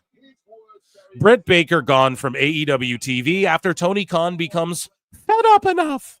I'm fed up enough, I'll tell you. Oh, I'm fed up. Like, up to here. Like, enough. So Wade Keller had this to say. Now, remember, Wade Keller's very close to making the list. So I cut it off, right? He didn't officially make it, but he might become a fool here. We'll see. We don't know. We're keeping eyes on Keller. But he said she might be done with AEW. At least the feeling I'm getting from talking to people in AEW is Tony Khan might have her in the same category as some other wrestlers where they just don't get phone calls and don't get called in to show up. What? How's that just a category of wrestler? Oh, yeah, they just don't get called to come to work. Fuck them. There's a lot of frustration with her, I'm told, and I've heard this pretty consistently. She's wildly unpopular in the women's locker room. One person said no one ever wants to see her come back. Speaking, it was Jericho. We don't ever want her to come back again. Speaking of the women's locker room, now that is a bold, broad statement. I could imagine somebody on social media going, I'm a women's wrestler in AEW and I want her back. And I want you back. Okay, fair enough, but I'm just telling you somebody's perception is nobody wants her back. This is like what Meltzer does. Well, they're all just like, fuck Malachi, don't come. Good riddance. And it's like, bro, they work there. Why are you doing this? So now she's got to go to work and be like, someone here doesn't like me. And then Tony's just like, tell her to go home. Fuck her. You know, who is it? Monet? I'm betting it's Mercedes Monet. I'm just telling you somebody's perception. That's how bad it is. Somebody is willing to tell me that. There was the incident with her and MJF, and I'm told that factors into her being off television, but there are other issues with her that have come up. She has become increasingly difficult to work with in a general sense. Generational dyslexia. She has always had a reputation for being difficult to work with. There was a specific situation recently, not counting the MJF situation, where people just threw their hands up. It wasn't like a huge deal, but it was enough to sort of be the straw that broke the camel's back in terms of just feeling like, you know what? We've got a strong women's division now compared to when she was on top, and we don't even need to deal with her if she's going to be this difficult to work with. So that's where they are with her. God damn, he's just letting it all hang out, dude. Who told him this? It's like Tony wrote him a memo. I am told the Adam Cole situation is not stopping her. Yeah. Right. There should be no heat on Adam Cole. Of course, they got to defend him because he's Tony's friend. He has nothing to do with her not being on TV. Obviously, she had some standout moments in AEW and became a star and was seen as a centerpiece act. But even back then, I was hearing about her reputation and being unpopular in certain circles. Yeah, watch AEW All Access, bro. And difficult to work with, and being fiercely territorial of her role in the company in a way that just felt unsustainable. And from what I'm hearing, at least the attitude right now at the moment, the belief is Tony Khan is fed up enough that he's just going to focus his TV time on others. I don't know what that means in terms of her pay and her contract, and it's possible eventually things will change. At this point in asking around, you should not expect to see her back imminently. Ooh. So she was the first ever female talent signed, and yeah, the former women's world champion stated in December on DDP's YouTube channel that she was busy filming some fun stuff. She was in Cobra Kai, if you guys saw that. And I don't know. I personally, now I threw it in the chat. I'm going to end this poll in the chat. Would you sign Britt Baker if you were Triple H and owned WWE? I say no. Not until she can prove she can like wrestle good matches consistently, because she's regressed skill-wise. And furthermore, if it is like an attitudinal thing, I mean, you want everyone, the whole idea of WWE and the reason they're succeeding, and by the way, they have the PBR people in the crowd, the Pro Bull Rider, because that is the TKO owns this. This is their bull riding federation. Anyways, you know, you want everyone like knowing their role and shutting their mouth, but you want them knowing their role and working like the ship is moving in one direction. If she's gonna come and do diva shit and like she can't even wrestle that good, she doesn't wrestle enough to wrestle that good, then I would say don't bring her into the company whatsoever. So yeah, that's what I gotta say. Let's get back to Raw here. That was let's give an Ichi Nissan Duff for AEW news for now.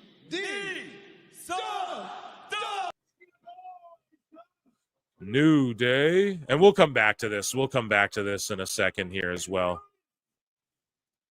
Right?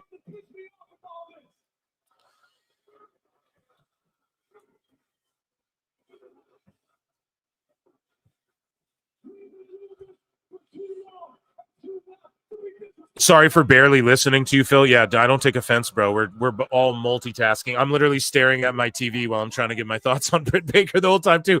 JBL came out during the commercial. They just popped for him. His music was playing for a long time, and then they went to a backstage thing with Bailey. I think you all saw that after the commercial break. So yeah, good stuff.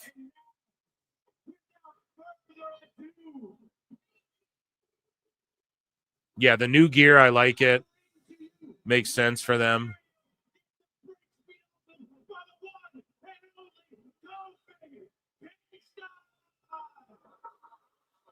Damn, they got such good heat, man. Ooh! I like this heel New Day. Yeah, dude, the Boo Day.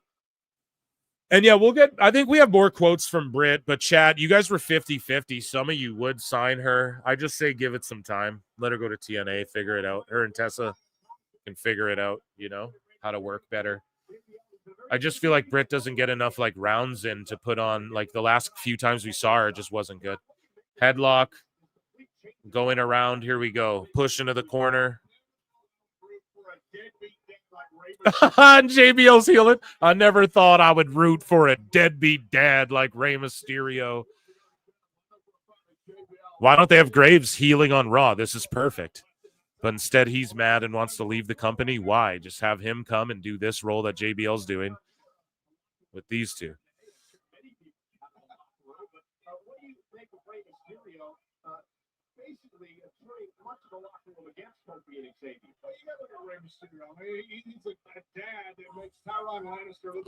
Yeah, Kofi looks dumb with the beard. It's amazing. Yeah, people are getting clotheslined straight to hell. The Boo Day.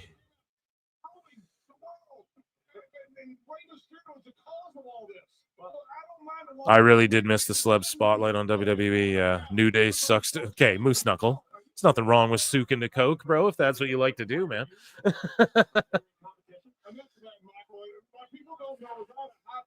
Graves will show up on Raw when Pat's there before the Rumble. That would be fucking amazing. Nice shoulder tackle from Kofi.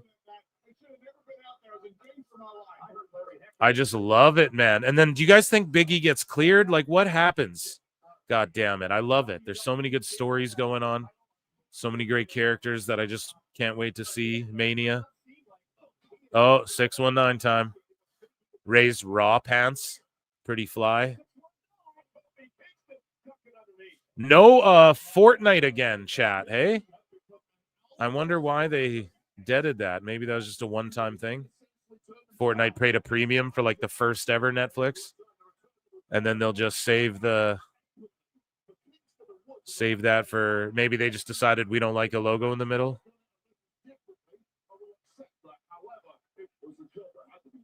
It just the black match shows everything. It shows it won't show blood when the blood falls, but it shows like the ladies' makeup and dudes' spray tan and fucking. Well, I guess that was always right, Miz? That was always showing up.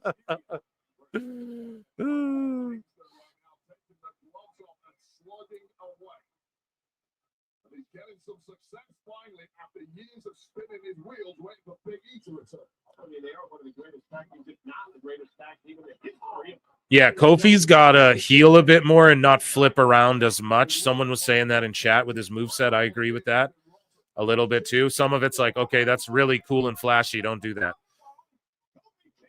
Not that no heel can ever do a flashy fucking move, but you get what I'm getting at, you know? Here we go. This is what I want to see. Some power bomb his ass outside. Oh, yo, did y'all see that, man? Kofi just almost dropped Ray on his head, but that was just a mistiming. They recovered it very well. 2 pros, see that? Even fucking working clocks can be wrong. Is that a saying, chat? I don't know. Thank you, fuck you, bye, boom. I don't know if that's a saying.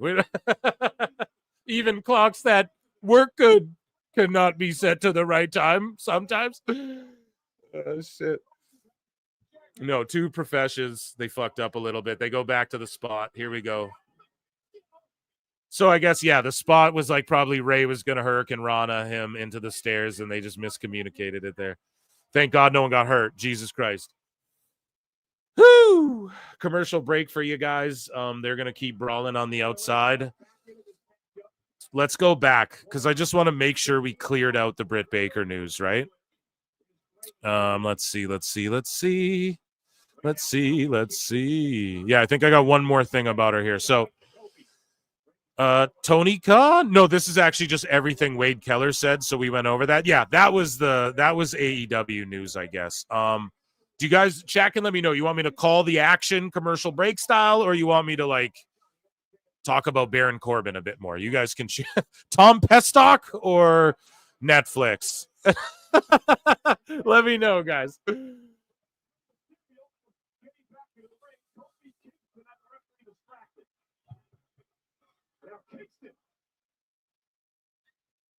Mysterio's out of shape, bro. He's like 50, okay? Don't fucking... Yeah, it's no ad for Canada, so...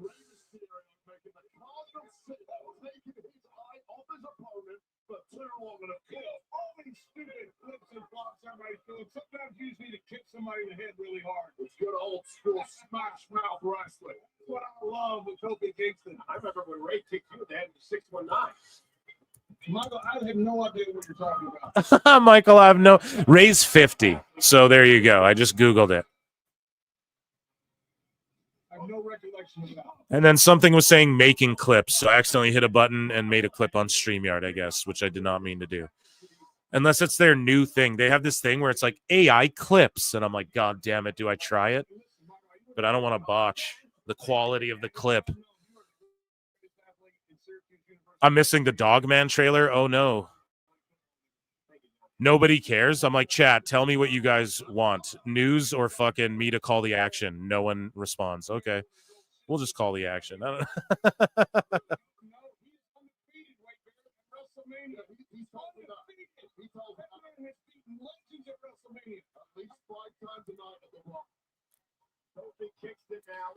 Yeah, the mask is definitely timeless.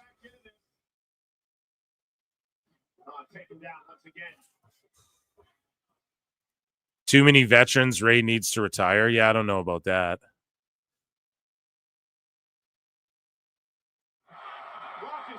Should try the AI clip on a run-in or a commercial, pal. Yeah, I'll test it sometime just to see. Should be dope if it just did it for me. It'd save me so much time. I could just stream more. I'll just stream instead of waking up and clipping. I'll just wake up and stream with you motherfuckers. No, it's AI. It'll mess it up. I already know. See Kofi trash talking Ray. I really hope this heel boo day doesn't sour quick. It won't. They're doing such good heel work. Penta running. I like the way you're thinking. I like the way you're thinking with the Penta running.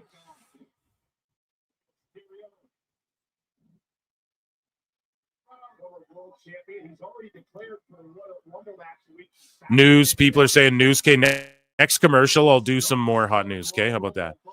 Unless it's like something crazy, I got to tell you guys, you know? Ray won the 2006 Royal Rumble, setting a record at that time of 1 minute, 2 seconds. 1 minute, I should say 1 hour, 2 minutes, 12 seconds. Easy for me to say. Someone's got a fucking chicken nugget, like that chicken nugget that's in those memes on in the crowd. That's hilarious.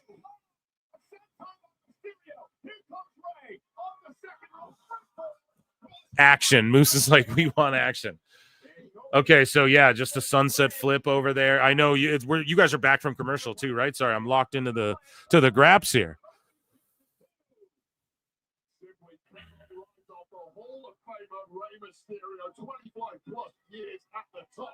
And apparently still as good as he's ever been. Yeah, it's infuriating. It's about the Utah. But yeah, Ray is 50 and looks amazing for his fucking. I just want to say that, and the mask is timeless, and he can still go. Like, what can't he do that he used to do? He can still do everything. So to me, it's like retire when you come in looking schlubby. I'm not trying to hate on. I don't want to hate, but when you come in looking schlubby, that's the word I'll use, right? Like when you clearly have just lost it, and there's, or it's like Kota Ibushi, where he's not even that old, but he's gonna get hurt every time it's like, okay, just take care of your health, man, you know? But if you're Ray, bro, you can go. And he's so light, he took such low impact compared to a lot of these other guys throughout his career. Sure, he's taken a lot of impact, but it's compared to, like, you know, the Big Show, or even, you know, a 6'4" dude slam, a Drew McIntyre. Here we go, 619 time. Oh, and then Kofi. That's a DQ. Ref saw that, like, come on. Is that not a DQ? Slowly push the younger stars up. Exactly. He's just elevating everyone. Okay, sent to the back. I like that the ref's letting it go. The ref's discretion here. But then he gloms him from behind. Come on, ref. Pay attention. Oh, roll up. 619 again. Here we go. Dialed it up. Oh, knees up on the splash. Kofi has him well read. 1, 2, kick out. There we go. They're cooking. Two vets cooking. Yes, it should be a DQ, but ref letting it go a little bit, okay? It's his discretion, okay? At least it's not like, okay, they've been brawling outside the ring for 30 seconds or 40 seconds or a minute. End this already, you know? Or it's not like Jericho putting the belt on his chest in front of... Oh, did Ray just sloppily roll him up there and escape? Okay. Okay. Damn, see, they're giving Ray the W's there. Boom, jumps him, and it's going to lead to the Penta save. And then everyone's going to cry. See, it took 1 week, and Penta's with the fucking LWO. That's what people... I promise you. Oh, no, the LWO are coming out. Okay. Just Penta has to stay away from the LWO, guys. You hear me? He has to stay away from that, or all the sickos are going to be like, see, he's just LWO, Lucha. What happened to Dragon Lee? Meanwhile, Dragon Lee, like, yeah, fucking, that's, you know, that's his business to talk about. Maybe Penta does run out here. But, like, Dragon Lee, everybody who's talking shit, I like, you know, they can go screw too. He'll be back.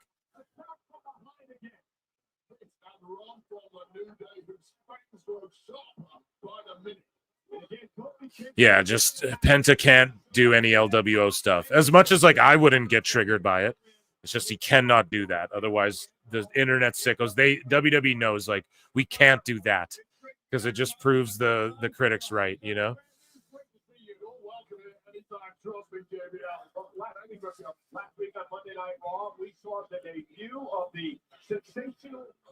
Dragon Lee is in Japan right now, exactly. And, like, I don't fucking... It just doesn't need to be... People just want... People are so quick to hate on him. Oh, they just buried him because he's a luchador and they don't know what to do. Like, they talk like it's Vince. No, it's not that. The guy's working, man. He's got a life. You know, there's like, fuck.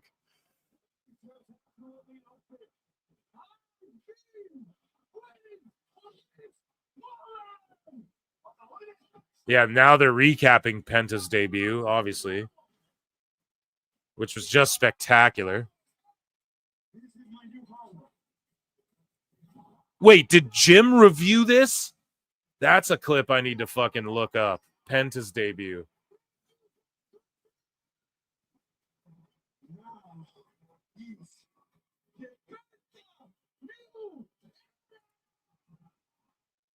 Yeah, they're just highlighting. I don't know if you guys are in commercial. Sorry, I just love that Penta shit.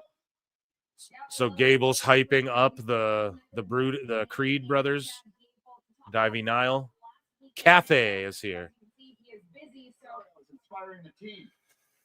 He did, Jake? Okay, I gotta check that out, bruv. He did not like it? That's fair. Hey. No, not everyone's gonna agree on everything.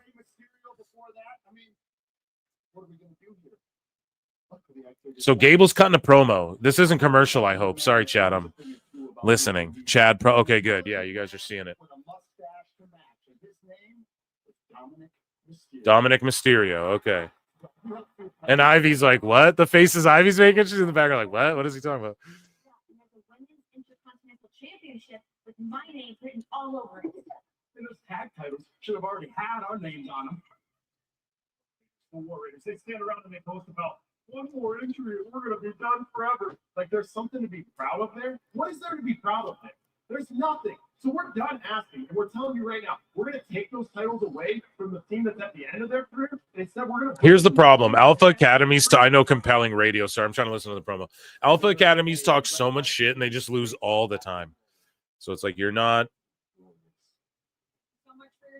believable because you've just lost everything and have never fucking. So maybe they will start winning now. Obviously, that's the next move, or else they're just jokes. But them saying this for the millionth time, it's like, we already know. And then Maxine's talking to someone back there. Sammy's coming up, and we have a commercial break, I believe, on Netflix. So Carrion, I'm going to call the action here. Carrion's with Scarlett, who's looking like $1 million. And they're standing like with their backs to the crowd. And Jackie, who also looks like $1 million, is interviewing them.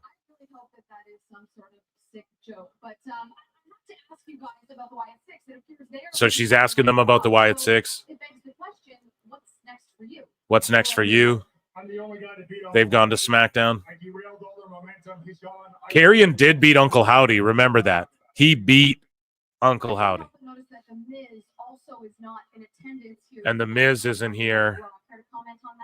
No, I don't. He's on an assignment. Next question. Miz is on assignment. Next question. Okay, well, how about this? It is a new era of Monday Night Raw on Netflix, right? Opportunity is in the air. Where is the focus for Karrion Kross? It's a new era of Raw. Where's the focus for you? I have my eyes on a few people, one of them being Seth Rollins. Carrion saying he's eyeing up Seth Rollins. Another being CM Punk. Saying he's eyeing up CM Punk. So it appears as though. And then he's calling out Sammy. So Carrion's about to step up to the next level, hopefully as a solo act. He doesn't, well, unless he's with that tag team, but he doesn't need Miz. He doesn't need Ellering. Him and Scarlett, even as a solo or a duo like that, but him as like a singles competitor with him competing against the Seths and the Sammys and all of that. I fucking really like that. So I'm going to round of applause that.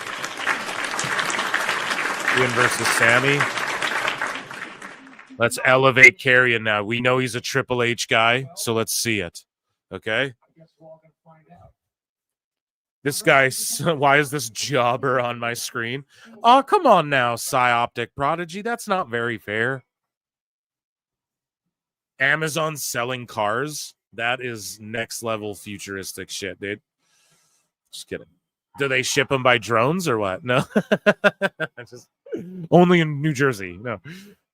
Cross will have to cut his hair, though, for his helmet. Yeah.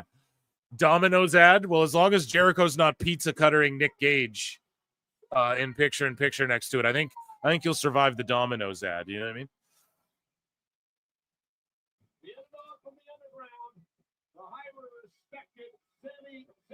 Yeah, Cross isn't a jobber though, man. And Sammy's coming out. I'm not sure if y'all are watching this on the flicks or not. Here we go. Okay, yeah, commercial's back right now. Sammy's on his way to the ring, but they're running a WWE shop ad. You get the car delivered in pieces? Yeah.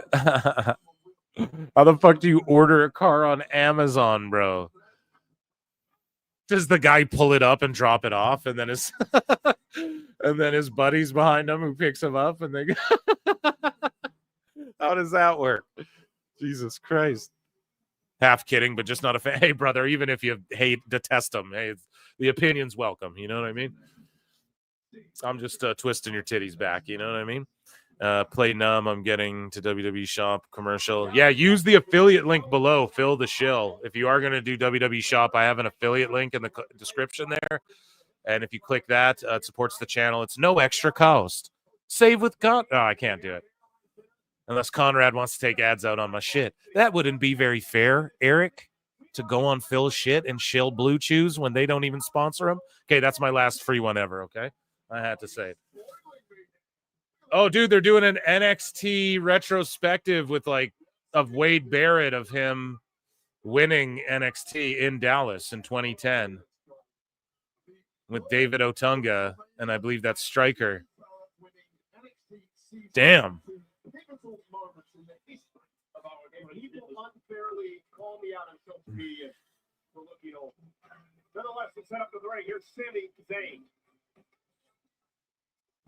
I want the Living Dom shirt. I would love that Jacob Fatu shirt. Yeah, grip them. Use that fucking link, and yeah, you support PWT, and it's like a affiliate thing. You guys know everyone was complaining. Oh, WWE has the affiliate program. Yeah, you should stop being mad and sign up for one, bro. If AEW had it, I'd sign up for that one too. Motherfuckers. Here we go. Let's hear what Sammy's got to say. This is my guy. Canadien en français. I'm just going to get right to it, tell you why I came out here. Because I spoke with Adam Pearce. Ska music in 2025.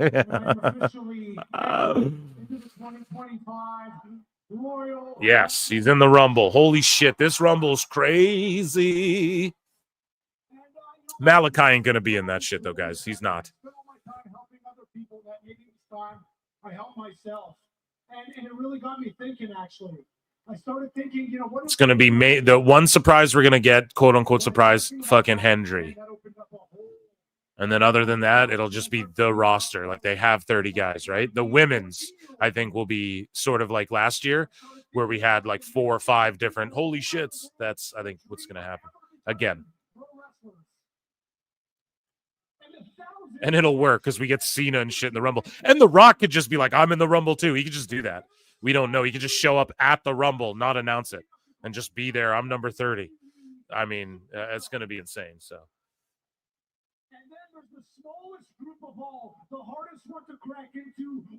Yeah, Rumble is stacked. They could move it up to 40. And yes, Hendry will show up, dude.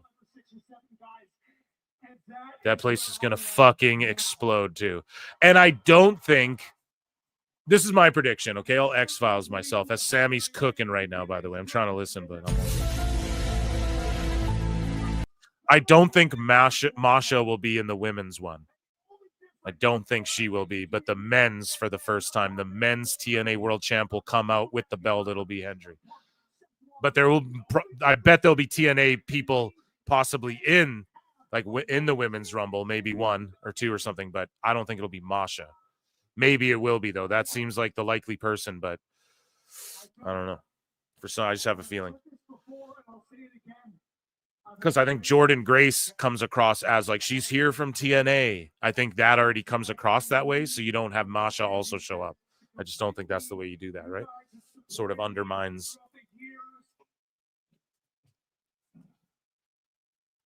And Grace is there. She's pretty much confirmed it on Twitter.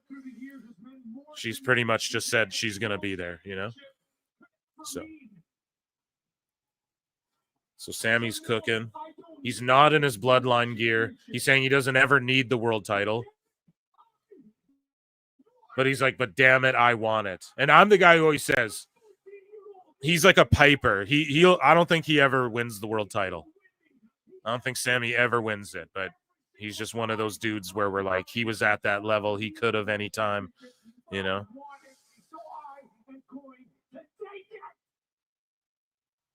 What's good? How's Raw been? I'm late. It's been really good.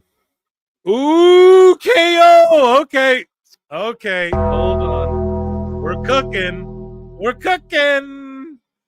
The Rumble's going to be great. Ding. Yeah, it's going to be so good.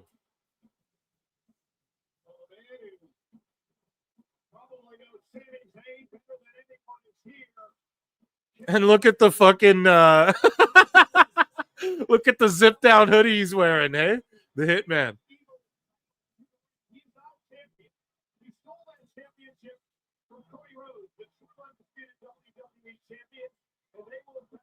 Here we go, man. Now we're heating up. Now we're heating up.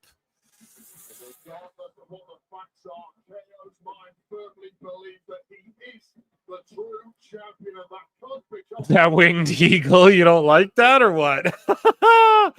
I like it, but they got to hurry up and end that shit. That feud, right? Like they gotta have that ladder match already. Because I'm not hating on it whatsoever, but you know, we brought it up on the show. There's that design that could be the new belt, and it's like we got to get to that point as a mark. I'm like, I want that new belt. This I enjoy it, but people are like, it's a replica, and it clearly is, so it looks goofy. I don't know. I didn't really notice it till people pointed it out, and it's like, yeah. But to me, the winged eagle's always where it's at. In fact, the one after, like the more circular one with the blue, I fucking love that one. I had that replica when I was young. When I was a kid, I had like the plastic Walmart version of that or whatever. Yeah, but that's just it. We just need one belt. That's exactly it. Because it's just AEW's it up when everyone's running around with a belt. But this is why WWE can get away with it, because they don't do it all the time. Here, I got to listen to this. The whole world saw what he did to Cody Rhodes when he teamed with Roman Reigns. So how's this going to go down? Oh, come on. You think this is what... You think that's why I'm here? KO's like, oh, come on now, Sammy. You think that's why I'm here? Look, I'll admit that when I saw you team with Roman Reigns... That's the big eagle, Phil. Yeah, dude, that's the one I'm talking. I love that one. I was pretty upset. Okay, I'll admit it. But then I started thinking a bit more on I like both. But this one KO has is whenever I start a universe mode on 2K, that's the belt I put on SmackDown as the WWE title. Then I use the big gold on Raw every time. Just like you and I have a lot of history. And you know, Roman did some really terrible things to you that you chose to overlook. Just like I am man enough to admit I did a lot of terrible things to you in the past that you also chose to overlook. Actually, it's not that you overlooked them.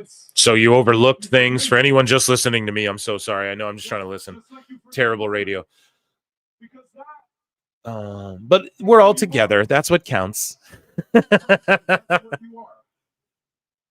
Sammy versus KO. Yeah, that's going to go at another Mania, I bet. I think, have they thrown down at a Mania yet? I bet we get them one time where they do all the crazy shit they want to. You're my best friend. You're more like a brother to me than a friend. I've said this time and time again. And that's You're more like a brother to me than a friend. Thank you for being a friend. Win the Royal Rumble. He said, Sammy, you will win the Royal Rumble. I know you will. I've known for 20 years we'll win the Royal Rumble. You know what? Because you deserve to win the Royal Rumble. You deserve to win the Rumble. You deserve to go to... they were both in that IC ladder match that Cardona won at 30. Okay, but that doesn't count. I'm talking one-on-one. But thank you for that. Jake always has the fucking factoids, man. Think of everything we've seen each other do in this business that we dreamed of doing 25 years ago when we first met. Huh? We main evented WrestleMania together. We main evented WrestleMania together and won the tag titles. Oh, yeah, right? Because they beat the Usos together. But them one-on-one, you know how fucking Jim Cornette describes how these guys wanted to do shit in Ring of Honor? They're going to let them do one of those one-on-one at a Mania where they can just do whatever the fuck they want. You know, you see all those old highlights of Generico and Steen. That shit, they'll let them do that one time at a Mania. It's like, before all is said and done. I truly believe that because they just have chemistry. They're real life best friends. They deserve it too. They're like top level guys who've always put people over, help elevate people as well. So you got to let them have their match against each other at Mania, just with no strings attached. I've got your back. I do. So KO's saying, I've got your back. I've got your back. I'm going to walk out of the Royal Rumble as the WWE champion because just like you had Roman's back. This is Kevin being real right now. Yeah, I agree. Mania 36, Sammy versus KO. Boom. So, I just know it, dude. You're my best friend. right on. But that was under Vince's shit, man. That's all I'm saying. I'm not saying they got to go full AEW. I'm just saying that they're going to go full Ring of Honor when Ring of Honor was the shit, you know? I don't know. No reaction, though. People kind of sitting on their hands at the end of that, but it's because it was real, I feel, yeah. It wasn't him just being like, you bitch, and then pile driving them, you know, is some real shit, something to think about, something to digest. Not everything's an oh, right? Sometimes you got to go, huh? I wonder what he's thinking, you know, and then Sammy's selling it with the facials there. I wonder what he's, you know, maybe he's right. Maybe he is right. Ah, the Saturday night main event theme. I've never seen El Generico. He used to do some wild shit, man, back in the day. Bow, bow, bow, bow, bow, bow, bow, bow, bow, bow, bow, bow, bow, bow, bow, bow, bow. I don't know if it's commercial, but we got Sheamus here with Kathy Kelly. You are a very decorated champion throughout your WWE career. So why is this title so important to you? You know, Miss Kelly, some people would say I have the perfect WWE career back. You got my back on what? What are you guys beefing in here again? No. KO psychosis. Yeah, it's the KO fucking. But the ironic thing is, the IC title is the first championship that drew me to WWE as a kid. And I have been chasing that as an obsession for the last 5 years. And I have been so close on so many times. Guess what? SNME theme sounds like a video back in the day. Yeah. Saturday night's main event. I am going to first athlete Tango Braun Breaker side. I wonder if Sheamus gets the IC title at SNME. I just don't think they take it off Braun yet. But we thought that about Jay, and then they jumbled it around. But I like Sheamus as that IC title hunter. And what I like about Braun and his character is he always confronts people, even in NXT backstage. He'll just run up on you and be like, what's up? And you're not just going to start a fight with him because he's young, explosive, and he's a savage, you know? So I like that when people are talking about him, even in NXT, he just always walks up and it's like, what's up? I talk that shit now, you know?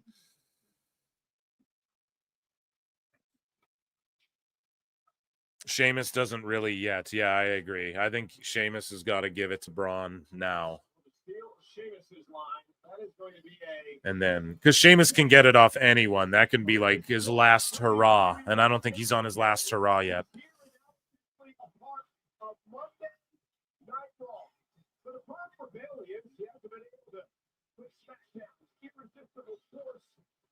Bayley versus Nia. So they had a good match that exceeded expectations the last time they linked up in a one-on-one. This time it's not for the title. I wonder if they're going to cook. Who knows? Here comes the goddamn moves. You're such a... Okay, so commercial break, and Jackie is talking to Ludwig Kaiser. So no hot news. I am commentating this for you guys. She asked that, knowing Sheamus will get a shot at the IC title. Does it sting a little more for you, Ludwig? Against Sheamus, everybody knows we are going to go to war, and that is Kaiser saying him and Sheamus are going to go to war. It's what they did once again. But we're going to war, you know, or they did go to war. That match, and you know what? That happened. I lost that match. But, he admits it. It is all good. It is all good. It's okay. On the direct path to a championship that I want to, but deep down in my heart, I know I will get there. He's not on the path to a championship. that he wants to be, but he knows he'll get there one day, and now he's yelling at the people. He's like, you people better admit that I'm going to become a champion, you know? As you can see, Jackie, I am not worried because there is nobody to be worried about. Take a look at our locker room. I mean, who should be worried about? Moose has a pass not to be. Yeah, he's the one guy we all just kind of got to take it over here, okay? You know who I'm the least impressed with? The man that everyone's talking about. Our new favorite masked showman, Penta. Oh, he's calling out Penta. We're going to get Ludwig versus Penta, bro. He's calling out Penta. You fucking mark! Yes, let's go.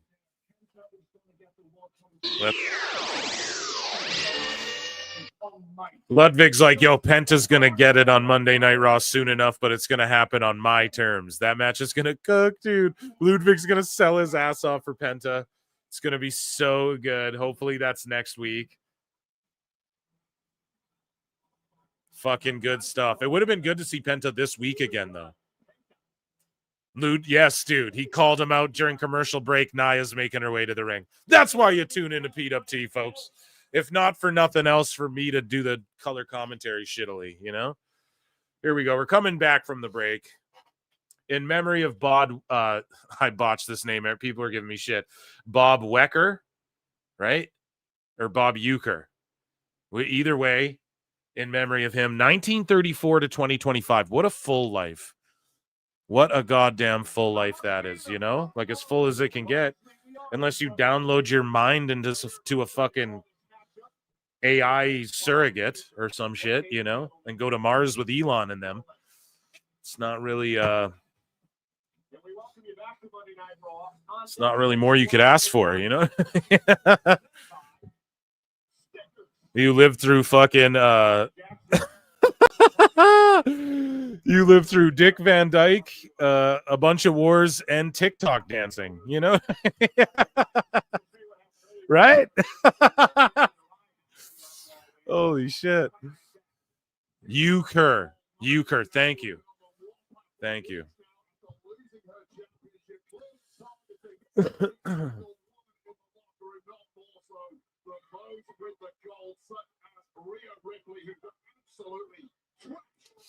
Hi, PWT. Can I have Bailey for Valentine's Day? Fuck no. You stay away from her, dude. You see that her fan page that got blocked because the person running it was a utter lunatic, bro.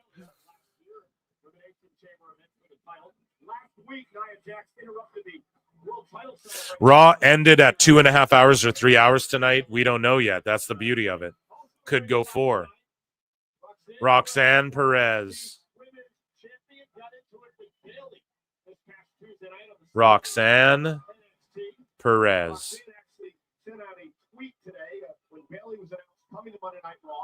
Wow. Sitting in the crowd. Euchre was great on WrestleMania 3. Yeah, I'm on. That's the Mania I'm on. But I told you guys, yeah, I've just been chilling watching Manias. I fucking have not. I started 3, but I have not been able to get through it because there's been so much graps as of late, so much hot news, so much other shit going on. I'm going to have some great guests on the show coming up. Grapple Vision, you guys know that channel? Yeah, we're linking up. It's going to be great shit, pal. Yeah.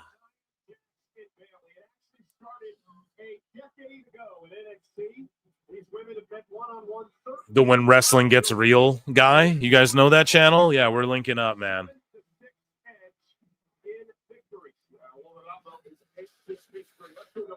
BBL Bailey, yeah. That's what everyone calls her. Timothy, what up? Bob Euchre was the shit back then, Major League. It's funny because she doesn't have a BBL, but she's just so thick that no one can help it, right? That's why it's funny. That's why the nickname sticks. It's amazing.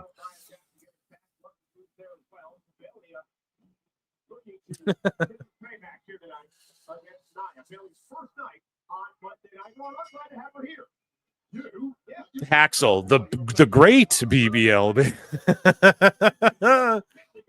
She's way thicker, yeah, but that's just working out and eating, bro. You know? You can tell, you know what a BBL looks like, dude. It's fucking. Okay, look at this. Going for a big power bomb. I don't know, powering her up again. F5 position, fireman's carry rather. Kicks off the ropes, tornado DDT. So high impact moves early here. It's like they don't got a lot of time or something. No.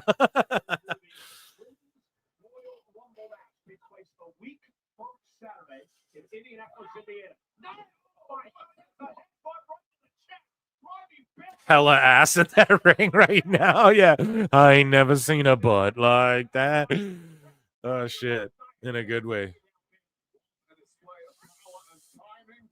Axel Stranger for $2. The great BBL Bailey. The best guys, Tony Khan. The great Raw on Netflix. And well, you know, she's a super wrestler. She got a super BBL, actually. A super BBL. In Mexico, you know, they draw on the most casual BBL. Jesus Christ. You ain't hyped for $5. This already had a back and forth with the sicko. I pointed out the difference between WWE and AEW, which is the booking and producing they never understand. Right. It's just the fact that you care about the characters goes such a long way. And the production is next level to the point where these sickos don't watch other fucking sports, bro. And the other sports steal from WWE now. Right? And they have been doing it for a while, but WWE was also kind of taken from like other big sports too, because you have to. But the way WWE does some of this shit, even the dumb stuff where Vince is like, yeah, when they come out, we're going to put two snakes that look like giant shits in the air next to Orton, or those floating graphics. Like, even though Vince was out of touch the way he was doing that, and people don't want that in their wrestling. Watch football, bro.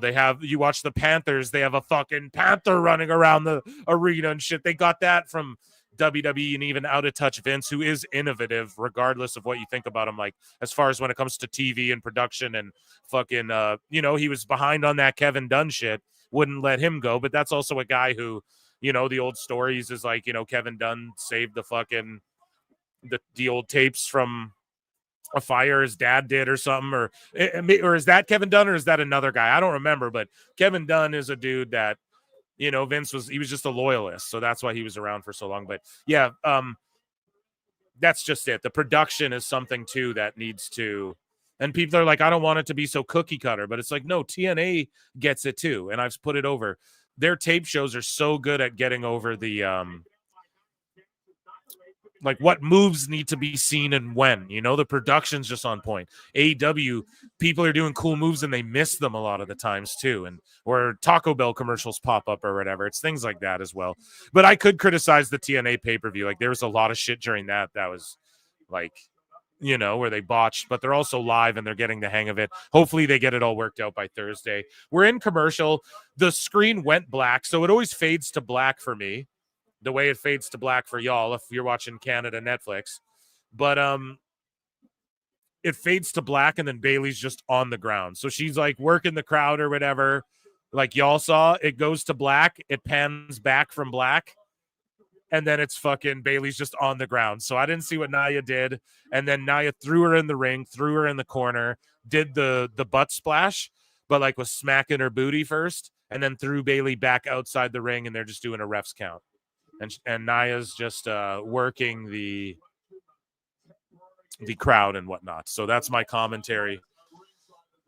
The Sky Cam on NFL was an XFL thing first. Boom. And that was Vince, you know? And like, obviously, fuck Vince, feed him fish heads, you know, as they say. But it's I'm just saying, as far as his innovation, he was, you know, television-wise. Even this streaming shit for wrestling, this is crazy. Soon it'll be all sports. Or UFC's about, their TV deal comes up in the next year. Guess what? They're going to fucking Netflix too. And that's going to be crazy. And you'll see the bull riding shit on here. I bet you'll see their boxing league that they're starting in Saudi Arabia. Scoop slam from Nia. Are we back from commercial? Let me know, chat. Sorry, I'm babbling while I'm pinning a kick out. Ad still. Give us KO with the mean Zoltan. Yeah, that's a great one too, with the Mean Street Posse. That's funny. But Zoltan, where did that come from? Dude, where's my car, right? Isn't that what that's from? Roxanne reminds me of AJ Lee. Yeah, I think she was like very much inspired by Lee and Punk and that sort of thing. LOL bull riding. Yeah, that's what they have, like a pro bull riding. It's because of Dana White. He's so in love with it. And he's like, dude, it's fucking dangerous. And these bulls are badass. So they own Power Slap, bull riding. They're starting a boxing thing. This is all TKO. They own WWE, UFC. And I was going to bring something up about that as well. God damn it. I don't know if today or we should save it for Wednesday. It's very AEW oriented, but I'll give you guys a teaser. Y'all want a teaser? Tony Khan is fucking getting involved in MMA or is going to involve another MMA fed in AEW. I'm going to break it all down tomorrow. But that a company that's been talking shit with all of these promises of rivaling UFC and paying everyone more and giving them healthcare and retirement when they're in all this shit. Same shit AEW is talking. There's this new fight league, right? And they're signing all the ex-UFC guys up. It's no joke. I'll break this down tomorrow. And Tony McCon might be getting involved a little bit. You fucking so that's all I'm saying.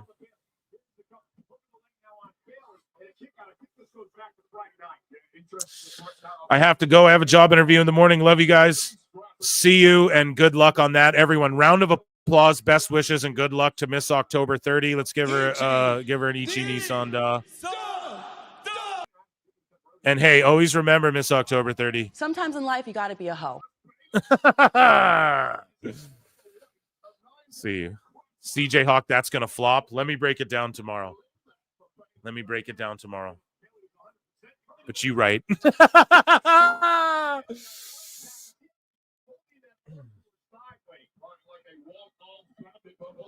So Bailey's just dropping elbows, brother. Ooh, yeah. Pimpin' ain't easy. George. Pimpin' ain't easy, bro. Gentlemen, this is Monday Night Raw. We're live tonight, sold out at the American Airlines Center. It's dumb as fuck. Yeah, bro. I mean, hey, that's the bull riding. Yeah. Fucking so is Power Slap. They're putting money into it. You know what I mean? Don't hate the player, hate the game. You know what I mean? People want to ride bulls. Might as well try and blow it up into this big thing. Get the best bull riders from around the world. Make them fucking compete. Try and blow it up. Make it go viral and shit. Saudis are just spending money like no one. They have infinite bucks, you know? So just let them spin until they're fucking blue in the face. Exclusively known for power maneuvers. Now it is all a mental game for Jeff. Yeah. I'll start a fucking bull riding podcast.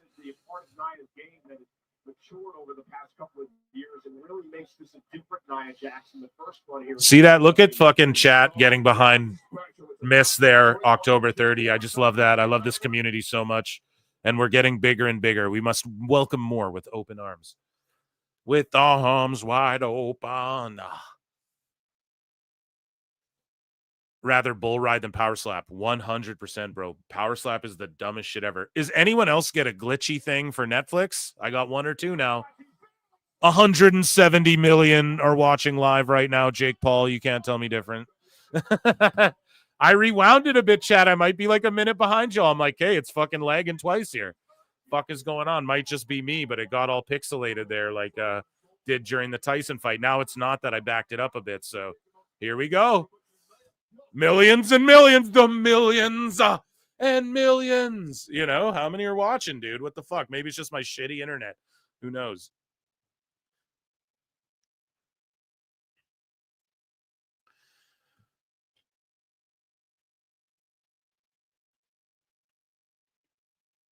Oh, am I getting fucking completely booted off? Is StreamYard fucking up too? It might be my stuff. Getting bigger and bigger. That's what she's... Okay, calm down, Moose Snuggle. Power slap a bull. Power slap a bull. That's amazing. TK needs Bappa as his MMA expert. Dicey. He'd do it. He'd fucking do it in 2 seconds, man. You know it. But yeah, I wouldn't be shocked if we saw Bappa fucking sign with. It wouldn't shock me at all if he grifted his way into that. How could millions not want to see the cake? Yeah, I don't know. Thank you. Yeah, people are tuning back in. I might have just botched out and got all robotic. Sorry.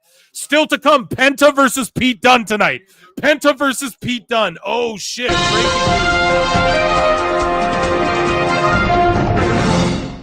Penta versus Pete fucking Dunne tonight. Let's go. Let's go.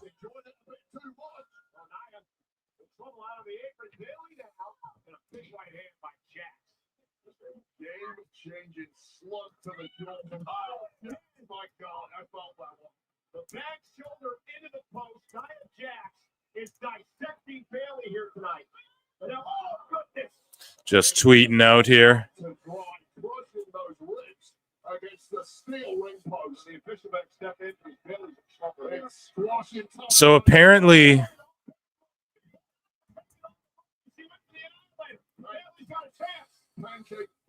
let me see. I'm seeing something. Let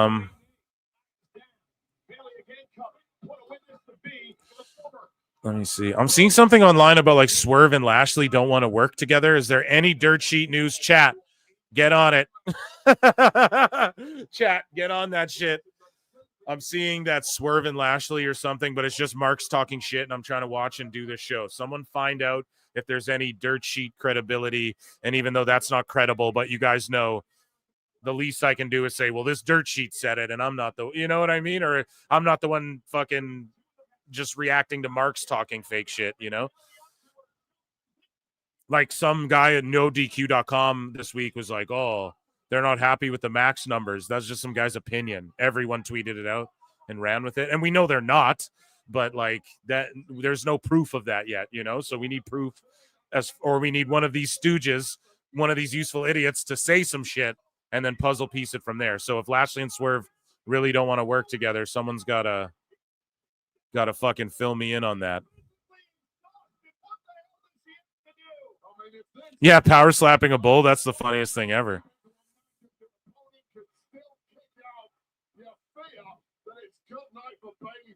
What on earth do you have left in your tank here, Bailey? Bailey firing up, back to her feet now. Understand she has control. Wait for the belly at belly. Injured shoulder gave out. Bailey still fighting back, though. Flips Nia in the back of the knee. As resourceful as they come, and she has to be at this point. Uh-oh. Pop-off the Mountain Drop. Knocking the stuffing out of Bailey. Oh, my senton. Well, Bailey's just a carcass at this point, Michael Cole. It was a valiant effort by an injured Bailey. Damn, squished her, rather. Yeah, McIntyre was just trashing WrestleLamia. That shit was hilarious. Overwhelming offense, a staggering amount of force thrown at the body of Bailey by this woman, perhaps the woman of the. What did WrestleLamia do? He just said something. I can't remember. It was like a TikTok ban lasted this long, and it was like Drew McIntyre with the world title. And then someone was like, fucking. Someone was like, what the fuck did they say? Sorry, I'm just watching the show. Oh, sorry. Drew responded and was like, just called him a mark, basically, and buried him. Mrs. C says, can we change the name of the bonsai drop to the camel toes drop? Oh, come on now, Mrs. C. That's not very fair. Nia's punches suck ass. Yeah, she just doesn't want to hurt anybody again, you know? That's what I'm scared of. Or it's like that's what she's scared of, but she's got to just trust herself and just not glom Becky or someone when they're not fucking paying attention next time, you know?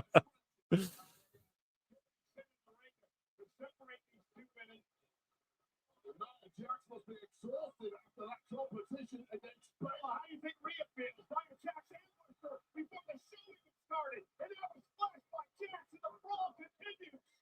We got every security guard and producer out here now trying to split these women off.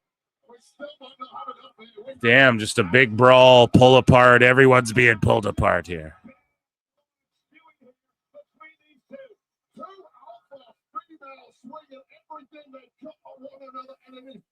Damn, just a brawl craziness.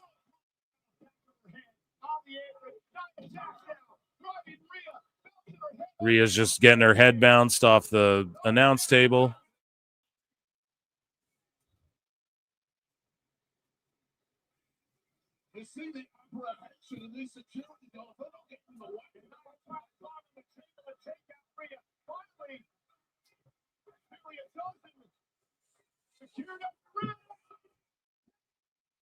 Okay. There's a dive off the table.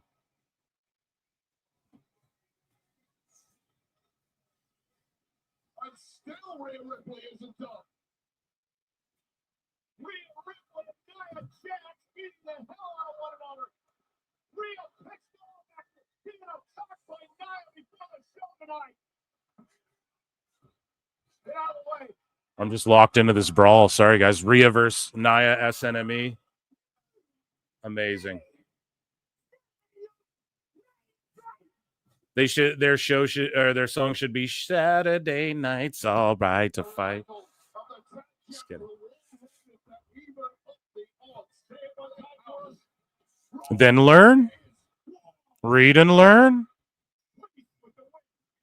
You better read and learn, or else you don't know the television business or football. Patrick Mahomes.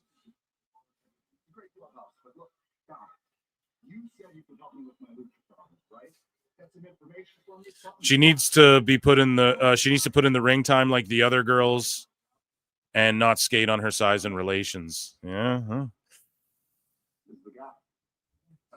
Yeah, I skipped ahead. I went back to the live. It's working now. It did glitch on me, but I'm here with the. We're in the Judgment Day here.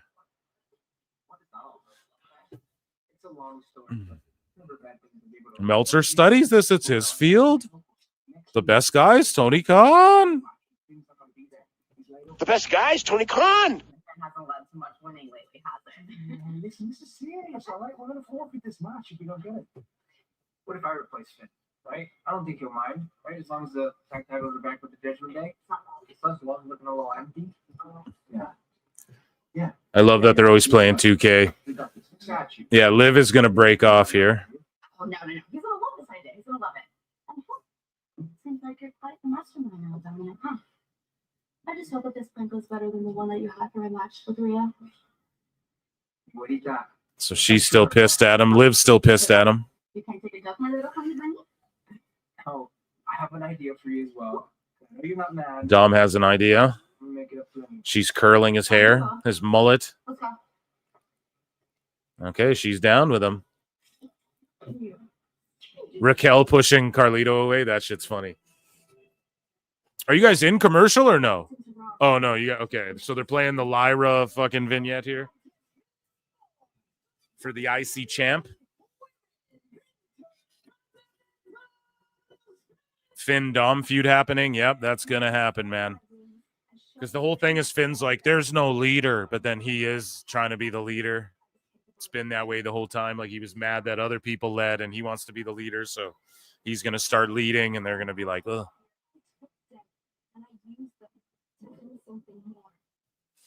Lyra, boo. Yeah, I'm just not like the biggest fan. I just don't care really. You know, is that a bad thing? I don't know. She's a great wrestler and everything. It's just, I just don't care yet. You know, we will one day. That match was great. Yeah, and Dakota Kai's awesome. Yeah, I'm not mad either of those ladies won. You know, if you're going to put it on someone from another continent would be the way to do it. This makes the most sense, especially with such an internationally, they have such a diverse roster with so many different nationalities and countries and continents represented. Here we go. Penta and Dunn. Let's fucking go. Let's go. What was the trade for Bailey? I don't know. Maybe the Wyatt Six. You know? Wanted Kai to get her flowers. Yeah, me too, buddy.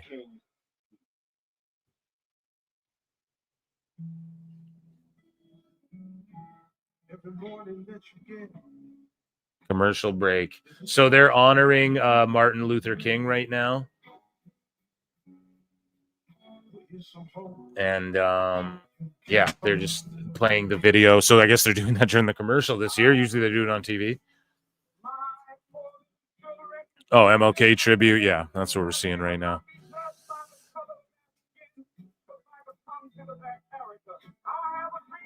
Yeah, okay, for noted Martin Luther King Jr. fan. Yeah, well, they do it every year, right?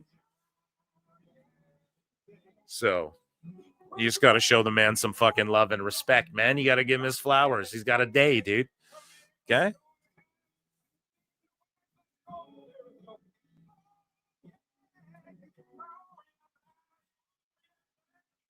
Free at last.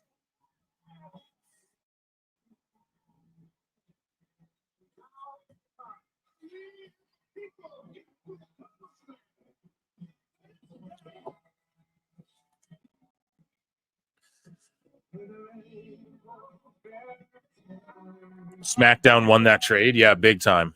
No official word from the Sheets on Swerve Lashley. The Streets are saying, though, Lashley said no job to Swerve. Thank you, Deaf Heaven Interpol. So, again, someone like I never see you in the chat, but you just come in dropping bars. This is great. Amazing shit. And thank you for updating us. And, yeah, thank you. Okay, Penta and Pete Dunne. We got Pete Dunne coming out right now. You guys are on commercial. I'll call the fucking action here. We got Pete Dunne coming out. Butch greater than Pete Dunne, okay? And then I cannot wait for Penta's entrance, man. I cannot wait. I fucking love his entrance. I watched that shit like 4,000 times on Twitter. Def is in here plenty. I'm so sorry, Def. Welcome. I apologize. I love you. I get busy on these shows. Why would he job to Swerve? Yeah, I mean. So Pete Dunne's just staring down a fan. This guy's trying to get a handshake, and he's just like, fuck you, man. And people are talking shit to him. He's just pointing at people in the crowd like, dude, you ain't shit, you know? Healing on him.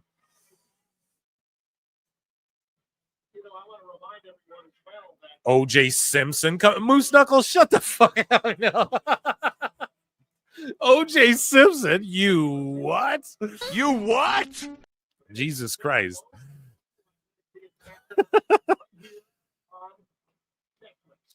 Left side crew has to be Penta. Yeah, they're gonna build him up, obviously. And then next up, it'll be him versus Ludwig. You know what I'm saying? This guy says love this channel. I love you, buddy. OJ Simpson finisher would have been the backstabber, you son of a bitch. No. Okay, no. You more. What? You son of a bitch. Pete Dunne has the mic. Oh my god. Oh my god, dude.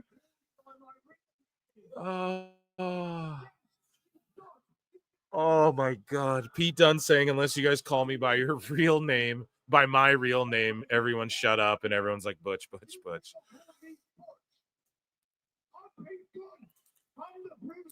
He says, I'm the bruiserweight, the hidden blade.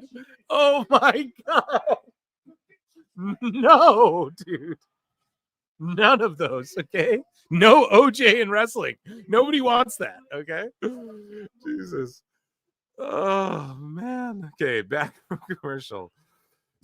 Zombie Boss for $8 Australian says Tempest from Wrestle Talk said in his review for AEW that he hasn't seen a problem with their booking. What a mark. Yeah. You fucking mark!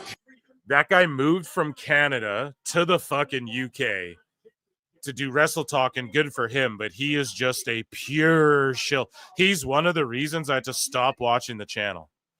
I was like, word, they got a guy who's reviewing shit that not everyone's watching, and he is so just shitty, bro. I can't even explain it. And it's not that you have to like, if you're honestly like WWE's booking it, I don't like it as much as AEW's, but to just say there's been no problem No, it's not bad. That last Dynamite show, there was a run out after everything. There was a run out with 900 people, and even the fucking talking segment with MJF and Jeff Jarrett, people were running out and like separating them, security and shit. You know what I mean? So no, you can't say that's good. You can't do the same thing 5 times on a show and say that's good. It doesn't, just objectively. That's where subjective taste, okay, we could debate that. I might like different things than you. That's fine. That's like AAR Gold today. He tweeted at me, that Cloud Chaser dude. He's like, you're a pussy. I've tried to discuss with you on here. And I'm like, bro, you ducked out, man. And I was like, and you just want to talk about subjectivity. So there's no discussion because you like this and I like that. So that's not a real, but if you want to talk about like objectively what's better and why, we could try and do that, right? But some of that is also subjective, but we could quantify some things with measurable data. We got Seth Rollins backstage getting a pep talk from Sammy. I'm not sure if you guys are back from commercial, but yeah, it's you have to be able to admit at this point there's a problem in AEW's creativity. You have to, or else you're just lying. You ain't hype. OG did have one hell of a finish. Her, you son of a bitch. You son of a stupid idiot. You goddamn sickos. Oh man. I had one. I shouldn't. I was gonna say, or the Impale Her, steal Chelsea Green's. Or steal Jacob Fatu's.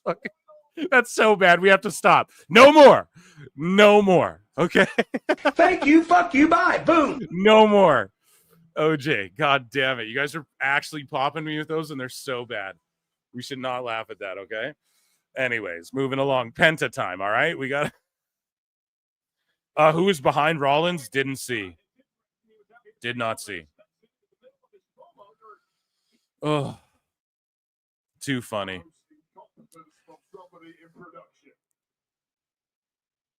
That was Cross in the background. Yeah, okay. He's eyeing up everybody. He said it. He wants Rollins. He wants all the big names. Here we go. Penta time.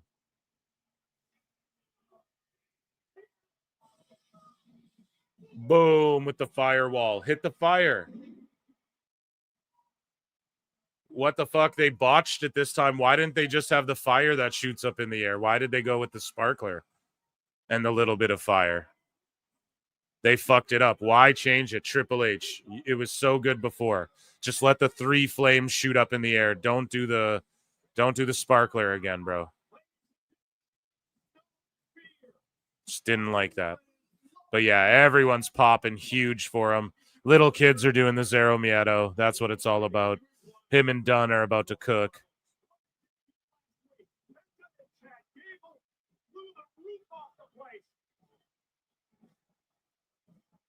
Zero Miedo, man. And see, he's like viral. Look at all the moms smiling and laughing in the front row of Hardcam with their phones out, filming this dude. They love him, man. He's so over. Venue regulations, the great venue regulations. No, that could be it, though, as well. A zombie boss again for $8 Australian. Remember the book OJ wrote called If I Did Do It? Yeah, that's... Hey, OJ. Stupid idiot. You fucking did it, but... Like, Jesus Christ. You know, who writes a book like that? If I did do it, I would have did it this way. And it was like pretty much, the book was actually even more psychotic than that. It was just him admitting he did it, but saying, if there was a voice in my head, like he just described what actually happened. It was just a confessional. That's all it really was. Anyways, enough OJ. Penta's in the guy. Unless it's O Miedo, right? Zero Miedo. But otherwise, no O's, okay?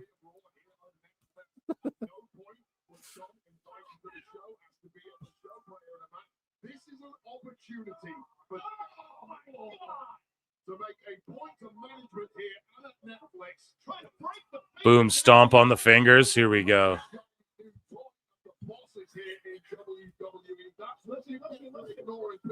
And then Penta versus Kaiser too next week, like probably next week or the week after. And I was talking shit too. I was like, dude. I was like, I would have had Penta's next match on Raw. I wouldn't have waited. boom, they announce it like 2 minutes later. I just fucked up. Yeah, Butch is greater than Dunn. Like, Butch was way more over than Pete Dunne was.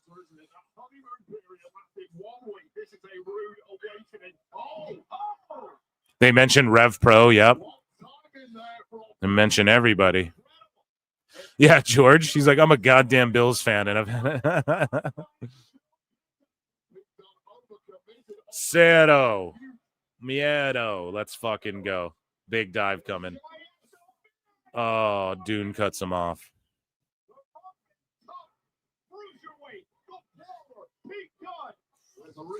Oh, the X-Plex on the fucking apron. The flipping, like the suplex bomb, whatever you call that. So they're headed to commercial. They announced Penta versus Dunn on X before. Yeah, so I didn't see it, you know? Like, I just came on the air. I didn't actually know that, so. So, yeah, they're just getting counted outside of the ring. Yeah, Dunn's stomping fingers. Like, he's just going after the hands and fingers. Crowd is hot for Penta. Hell yeah. Yeah, maybe building restrictions, but I say just go with the fire and have the fire shoot up in the air wherever you are. Don't do the sparkler wheel thing. If you can shoot sparklers like that, you can have some little flames pop up behind them. Just lower the flames. Because they had it. They had little flames behind them and then the sparkler thing above them. So why not just fucking do littler flames or whatever? I don't know. But yeah, Dune's doing all this break your finger stuff. And then when Penta breaks his arm, we're not going to feel bad, you know? Apart from that being his moveset and stuff. Cero Mieto's getting over in the crowd, yes. So is his merch. Number one merch seller, Penta is. For WWE. His mask and his shirt are like 1 and 2. You know Tony Khan owns one. No.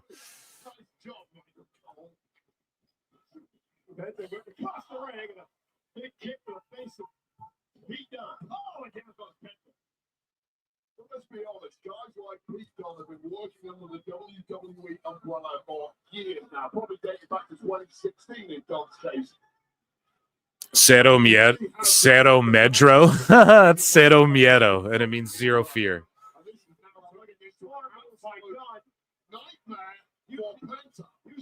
Roxanne Perez kicked a fan. Where? Ray Phoenix merch in AEW? No, they got rid of that because Penta debuted on Raw, so they can't have none of that.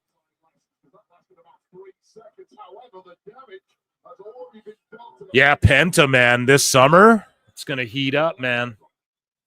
Fucking Lucha Bros. The Fuego Brothers. They're going to heat it up, man.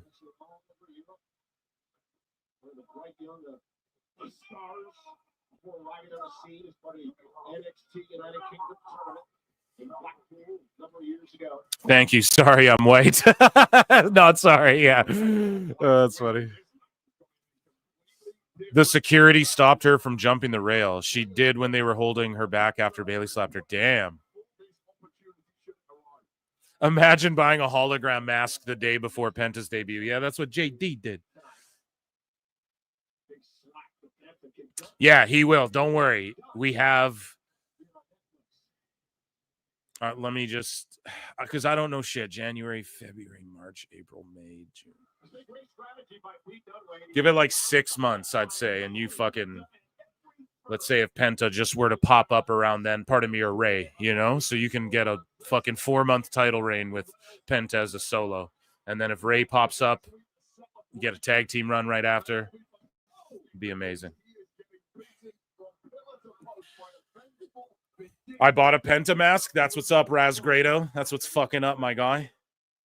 Tony Khan has a Penta mask in his office as a reminder to never hire luchadors again. Conan.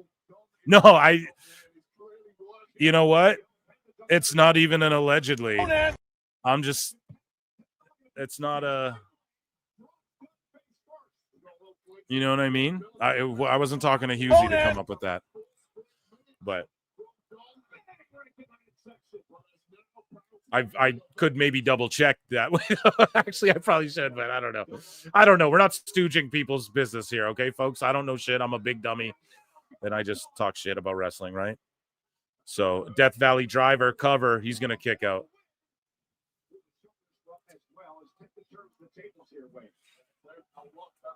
Consider becoming a PWT member. Yeah, dude, that'd be sick, guys. 99 cents if you want to support and everything.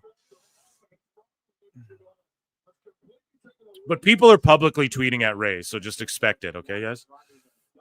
Sooner than later. Like Carrion's like, you know, my brother. I'll see you, mi hermano, or whatever he's saying. He's like, well, I'll see you when we, you know, when you get here and stuff. So let's just, you know, if we think about how long Ray's shit was frozen for, right? That's, I'm just deducing. Nick Chivers for 2 the Destroyer, dude. The Chivers Destroyer. Nick Chivers says, giving Raw an A+ for Cole calling Dunn a bitch. Oh, God damn it. Yeah, Cole goes hard now on Netflix, bro. It's good stuff. Here we go. The big dive. Amazing. And then Butch just sells it like $1 million.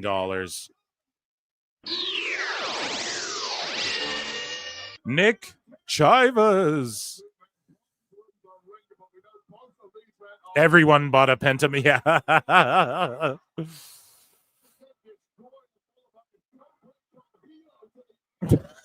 Moose Knuckles, shut the fuck up. Oh my God. Chad is so goated, man. This is my favorite. You're my favorite people to watch Graps with. Another Destroyer. No. It rhymes with Rivers, bro. I know. That's why I'm trolling you now.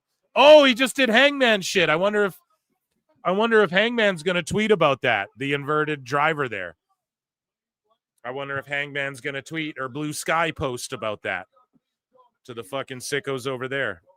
Cultists will hate on Penta. Yeah, they're gonna.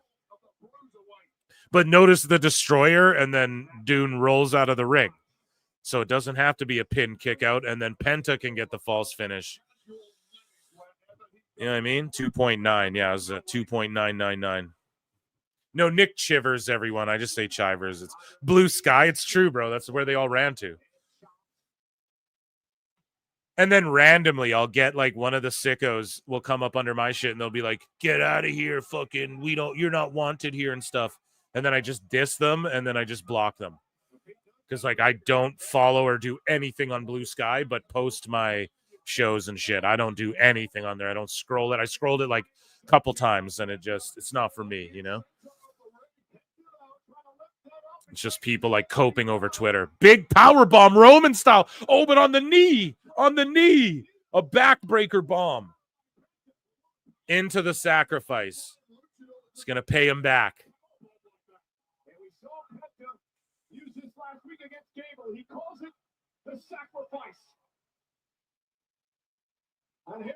Boom. Snaps the arm there. Oh, good Gox, Alt Jake says. Gox is what... See, it said marker created. Why is it creating markers? What buttons am I hitting? Oh, good Gox. I was going to say Gox is what fucking Meltzer says to...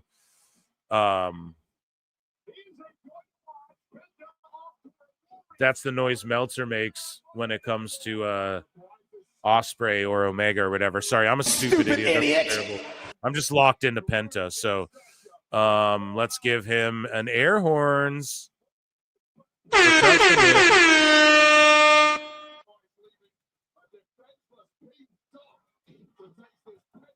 Oh, I know what's happening. I had a button sticking. Okay, so I'm hitting the B button and it's sticking, and that's what.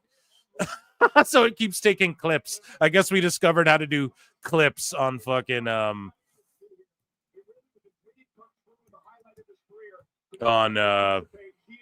StreamYard now here. Why is my B key sticking? That is a bitch. There we go. Okay. Weird. It was just like B, B, B, B, B. So it's like clip, clip, clip, clip, clip. Maybe I just need a new keyboard or something. All good. I'll get one of those, another one of these Bluetooth motherfucker. It might just be the blue. I might have been leaning on it. Let's be honest. Clean it. Yeah, you're right. I should get one of those things. Hey, I just have one of those Bluetooth ones for a Mac, you know, so I can just sling it wherever I need it to go as I'm chilling. Are you guys in commercial? It's a Logan Paul vignette. We've seen this one before already. Samantha's new song is out. Samantha Irvin. Yeah. Let me look that up. Here, I'll look it up on this other screen. I saw she posted it. I was the only man in history to beat Floyd Mayweather. Logan Paul is the only man to announce or to beat Floyd Mayweather. It's like you didn't beat him, but I know he's just working. But like as an MMA fan, it's like, bro, he carried you, and you're 100 pounds heavier than he is. Yeah, but what's her single? Like, she posted on Spotify. I'm not about to pull up Spotify and listen to fucking ads to hear it. Someone's got to post it on Twitter. You know? I had it bookmarked, I thought. You're looking at the GOAT. Fucking Logan Paul.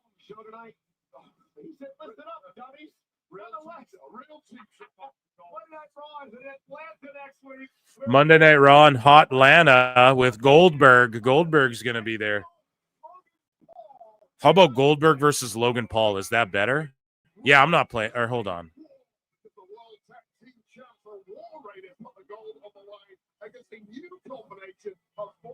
Is this artist Samantha? Is that her name? Or VG Rasta? Is that her? She posted a song called No Pressure. Is that the one? Fuck it. We're not listening to that shit till someone posts it on Twitter.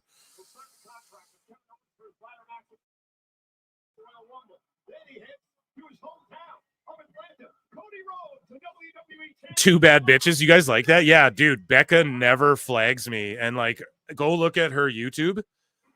And oh, damn, the punk music hits. He's in the crowd, fiving people, making a Jey Uso style fucking entrance through the crowd. But like Becca, go look at her channel, and she has like 20 views on some songs. That song, Two Bad Bitches, has like over 1,000 hits. It's her most popular song. Obviously, like I'm not trying to take credit, but it's like because this show, and I'm not diminishing her at all. I'm saying like I love the way she markets herself. I bring Becca to the show all the time. She's a great worker too. But it's like her and SDL, like I love them both, and Becca never fucking flags the channel for playing that song. I'm sure she could, but so I just leave it in the intro. Yeah, coming out of the crowd. That vignette was gold. Yeah, it was. Logan Paul traded to Raw. Yup. So Punk's talking to Jackie through the crowd. Guys, are you in commercial? Chat us to let me know. I'm so sorry. I'm tuning in and out here looking at Twitter. I was trying to find that song. Or if you guys are seeing this on TV, this is what I mean. This is how Jackie interviews everyone. Ludwig, Carrion. This is how she's doing it every time. They're in the crowd and she's asking them questions, you know? So they do this during commercial every time. That's why I don't know if you guys... Obviously, they can't have Punk come out during commercial.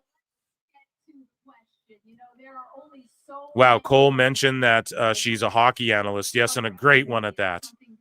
A great one at that for the NHL, yeah. Your boy Phil's a big fan. You've never won, and it's shaping up to be one of the most stacked fields ever. Yourself, Roman Reigns, John Cena, Seth freaking Rollins, Drew McIntyre, Sami Zayn just declared earlier tonight. So my question for you is... I like these venue vignettes. Yeah, that's some outfit. Yeah, dude, Jackie is a pretty lady. History. And I am the maker of history. It was just 3 short weeks ago. I main evented the first Monday Night Raw live on Netflix, and I beat... Wow, she's got her tummy out. Just, okay, Thirstcast. Everyone calm down. No, it's fine. Thirstcast is welcome. Make history, and I'll do it in 2 short weeks at the Royal Rumble when I walk in and I throw... Man, y'all want to know what I got for Christmas? I got a tumbler with Eric Cartman on it. And I fucking love it, dude. I fucking love this tumbler. I drink way more water now. when I'm at my best with these people behind me. You say John Cena? Damn. I can't see John Cena throwing me over the top rope. Punk calling out Cena. Did you say Roman Reigns? Roman Reigns needed my help to settle family business and war games. And in the Royal Rumble, there are no friends. It's every man for himself. I put Drew McIntyre in the dirt. Don't ask me about Sami Zayn. He's not on my level. You put Hulk Hogan. Hey, PWT, could you please put our Thiel music, Get Pissed to Part 2? I have no idea what the fuck you're saying, brother. NHL Network, yep.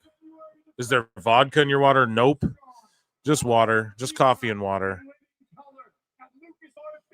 There are better tumblers out there. Is there? Mine's pretty good. Dusty ass Hogan. It's fucking hilarious. Hogan and Rumble confirmed. Dusty ass Hogan. I love it. Punk.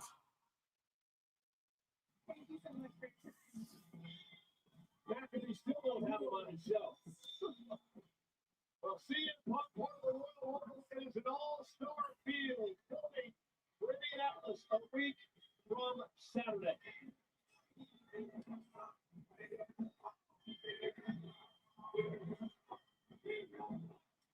Hogan can't even like walk up the stairs to get into the fucking ring, guys. And I know you're all just joking, but I'm just saying that's wishful thinking, to say the least.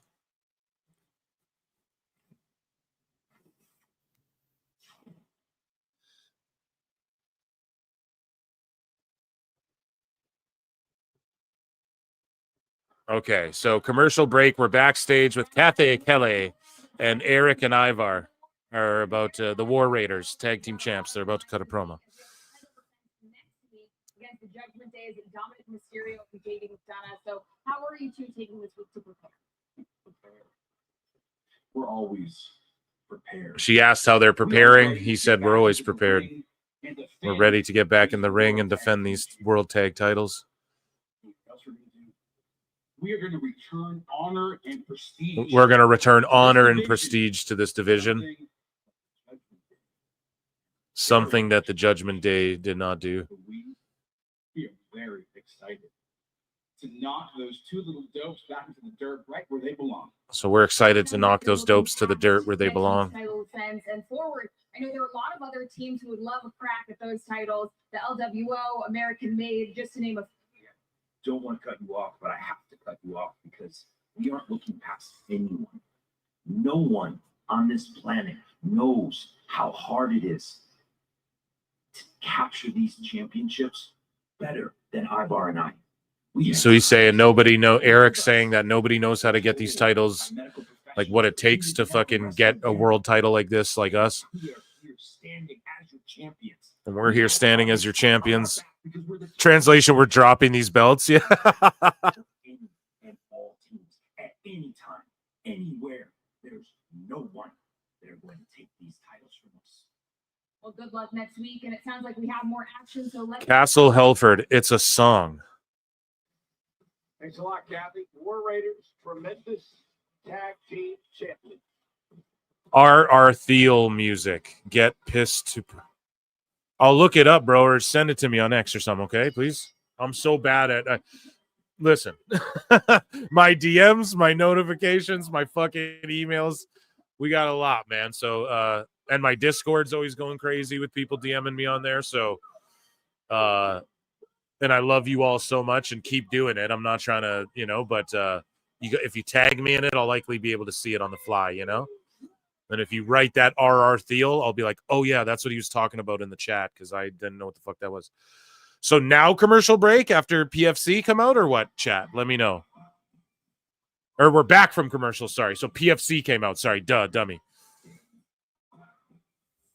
Okay, Moose Knuckle, Jesus, don't stop.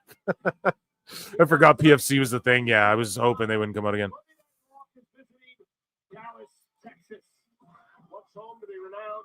Union Arena, now home to the American Airlines Center, and Monday Night Raw. Tonight, Liv gonna run in and hit the Oblivion on Ivar, pull Dom on him, and count the 1, 2, 3 yourself. Bro, Ivar would never do that. He would never let them do that, and they would never bury him like that. But they're talking about intergender matches in the new WWE 2K25, and I was just like, I don't really miss that from old games, you know? I don't care. They already have the mixed tag match. It's like, okay, I don't... And is it going to fuck up universe mode? Or are they all of a sudden like, Asuka's going to be fighting Triple H or whatever? I don't want that, so... it's just like there's so many other things with these games they could fix. And they're saying there's going to be like an open world WWE city, like in the 2K games. It's like, I don't want that. What the fuck? Just make it so people can join my universe mode online without having to download all my shit. And then I can play against, and then like I could control a show, my friend could control a show, something like that. Like work on that, man. You'll get more people playing instead of like, yeah, you can be Dom and walk around the town and fucking stand on a court and wait for 2-on-2 matches. It's like, fuck off. Although I do like those 2K games, but. So here we go. It's Kai with Sky. And Kai, I felt like they were kind of breaking her off a bit from Damage Control, but they come right back to it. And if Kyrie's not there, then yes, Sky and Kai got to throw down together on a team. And I'm down with it.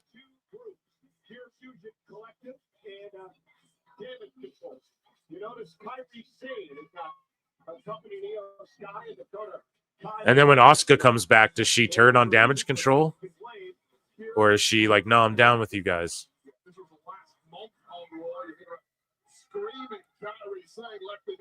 I would love to see, and I know people will be like, oh, that's racialist, Phil.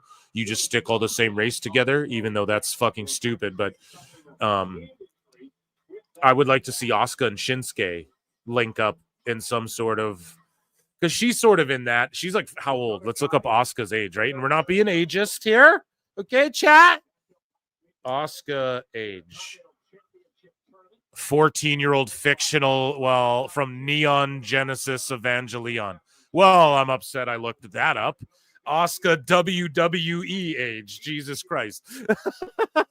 Well, that's just upsetting, chat. 43 years, okay? So that's all I'm saying. She's in that Shinsuke era as well, and they both do the Mist and let them be, like, she could go after the U.S. title, and they could just be having their last little title runs, make those belts really prestigious and miss the fuck out of people and do that sort of thing. You keep them on SmackDown or whatever. I'd be down with that. Neon Genesis Evangelion. Did I say that correctly or right?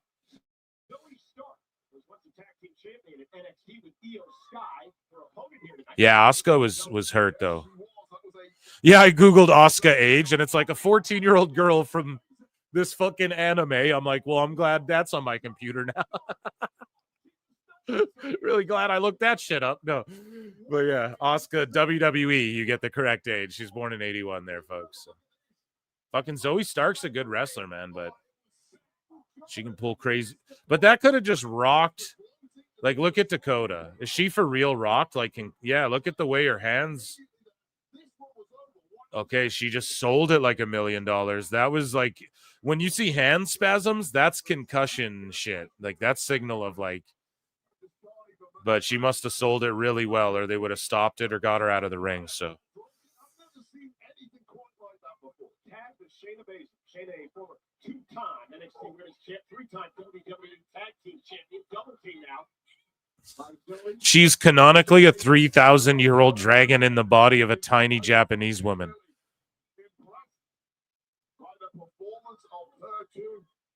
You what? Just kidding. No, I'm not a hater, bro. I like Dragon Ball and shit. There's a lot of different anime I like for sure, but I have not watched that one. I do know, I like know a little. I didn't know that aspect of it, but doesn't there like a mech? Isn't that more of like a mech anime? Or am I'm probably totally off. Actually, I'm gonna shut the fuck up before anime smarks get fucking mad at me.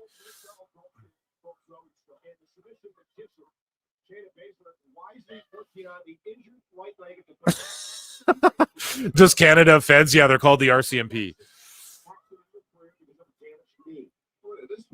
More of a great teacher, Onizuka fan myself. Yeah, Zoe's a great heel. I like her way better. Gundam was the shit. Yeah. A VTube wrestling channel? I'm not sure what that is. What's VTube? Am I such a noob? You guys, I'm like the boomerest young guy ever. What is VTube? Chat will tell me. I'll Google it.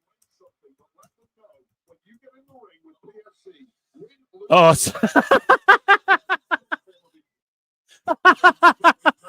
holy shit, man. And watch anime. Watch Kaniku Man. Or Kaniku Man, right? That's how you say it. Kaniku Man. Yeah, that's right. Ultimate Muscle, as it's called here in Canada, eh? I'll do it. I'll watch Kaniku Man on Patreon if you guys want it. I just can't do that shit on YouTube. But guys, I'm going to start another channel though called Phil Marks Out, and I'm going to talk about like I'm going to do movie reviews and stuff like that, and it's not going to be like a whole new podcast and all this sort of thing. It's going to be me popping in to talk about stuff other than wrestling. So when I get that going, I'll let you guys know, and then we can have fun over there too. Just the same. I want to take the same thing, but I probably won't be doing like streams and shit. It'll just be videos I record and edit together of me just talking about other shit, you know? So be ready for that. That's coming soon. Fucking EO's so good. The best in the world, in my opinion, at just pro wrestling, you know? Like the physical aspect. Like, okay, are her promos the best? Don't know. She's speaking Japanese. Like, I can't judge it. I can't stack it up compared to like a Rhea when like I'm in the Americas, right? Like I'm North American, so I can't really stack it up. But yes, it sounds like it, and her character is phenomenal. Like the way she makes her way to the ring, her selling, the moves, the physicality, all of that. I'd say best in the world right now.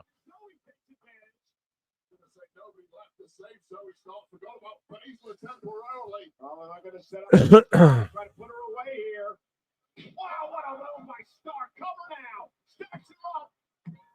EO kicks it too. I'll tell you right now, for years, when people brought the word potential, Zoe Stark is the first name that comes to mind. We are seeing that potential come to fruition now. And Zoe and Shayna Baszler, we're going to put this one away. Baszler now with that running knee, catches him, stacks her up again. And Dakota Kai breaks things up, a little bit of payback. This offense that keeps opponents' brains spinning. You simply can't defend yourself when they stack that on. Wisely out the way there with Dakota Kai. And Dakota now, a running kick takes out Stark. Shayna Baszler now with a kick to Kai. What makes this matchup is turning into a look. Hirafuda clutch. Hirafuda clutch. Sorry, I'm just locked in, man. I love me some EO. Dashing Purpool. I hope you're not being serious. That is fucked. Cowboy Bebop is the anime to get started on, bruv. Yeah, so EO just gets the W. Yeah, that's I know Cowboy Bebop, so that's like one I'd be familiar with, right? And that I watched a shitload of, especially when I was younger. However, the show, the live action show, which I believe CM Punk's wife, AJ Mendez, I think she produced that or executive produced it or wrote it. I can't, one of the things, if you guys Google that, I'm not sure. And yeah, I mean, that show is a disappointment. I couldn't even finish it or get through it. But yeah, shout out Cowboy Bebop. Love EO. Yeah, she's absolutely phenomenal. Ladies is hooping. Yeah.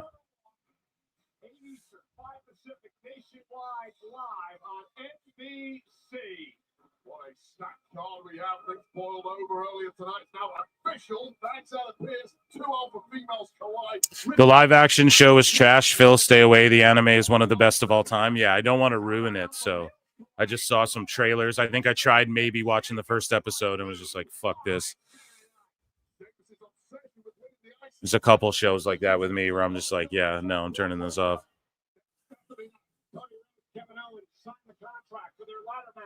At the Royal Rumble for the WWE Championship, San Antonio's out of the Hall of Fame for the Heartbreak Kid, Shawn Michaels.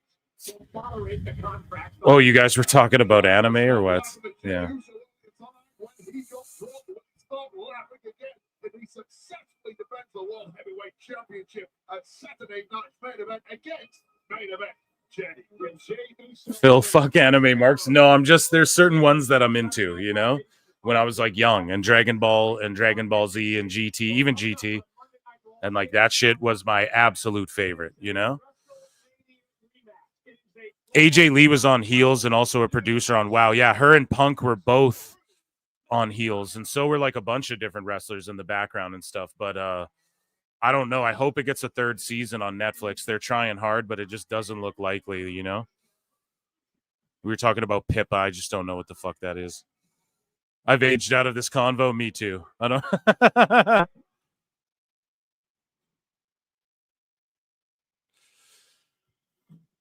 Claymore. So yeah, we're watching a vignette of Drew McIntyre holding up the world title.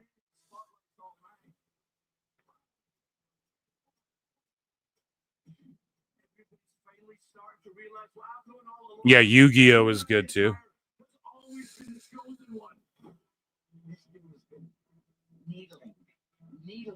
So they're playing a package for Drew and Seth's heat here, building up to this fucking big main event, seemingly at the top of the hour. So does the show end 2 hours, 30 minutes, 2 hours, 35 again? That's going to be interesting, chat. Let's see. They use a lot of TNA wrestlers for background characters. Yeah, that show Heels is so good. I know some people are saying the acting's kind of shitty, but I don't know. It was like just TV show level acting for me. And you got to remember they're like playing small town folks. So some of them are playing, you know, people who are kind of just I'm not trying to diminish it. Just a couple of the characters are just like, well, what else am I going to do? You know, so I don't know. I loved Heels. I thought it was great.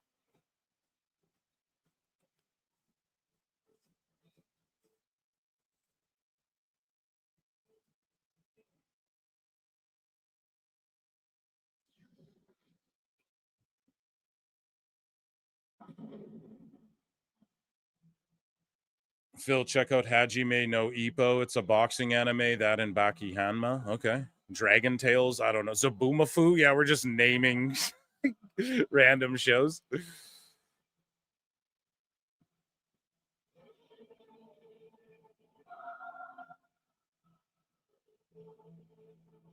Here, I like this Seth with like the fur jacket and just the like the red tights or the black tights. It's way better.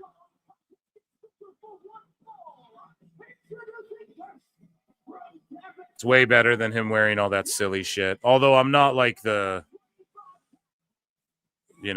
not that mad at it. I know some people get triggered by it, but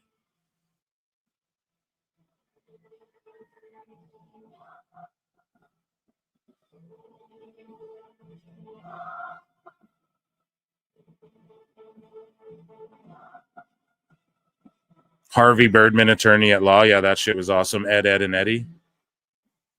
It is a WrestleMania rematch. Rollins, McIntyre, live on Jobber Seth.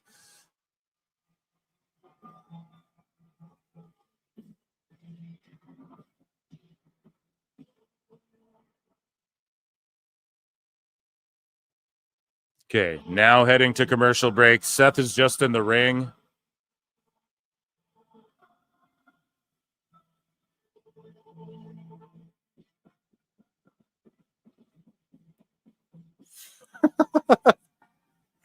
Jesus Christ, chat. Popping me so much.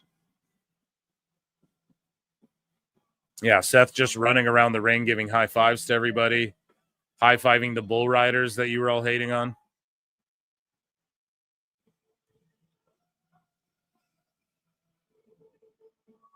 Was hoping WWE would have CM Punk in his Ricky Rabies persona.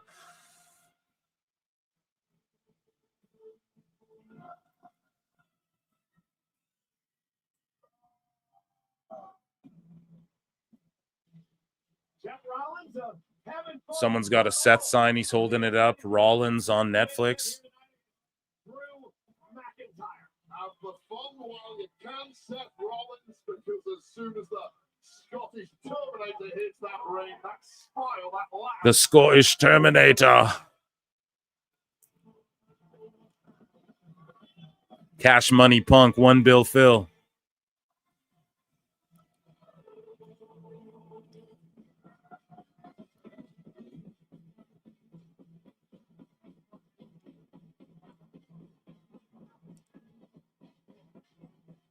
Lots to talk about in this coming matchup, the WrestleMania rematch from last year, the night that Drew McIntyre beat Rollins for the championship, only to be cashed in on moments later by Damian Priest. How about the white? So we hear more. Let's see it. The crowd singing. Whoa. Yeah, they're just singing and doing his music. Saying up next, WrestleMania rematch.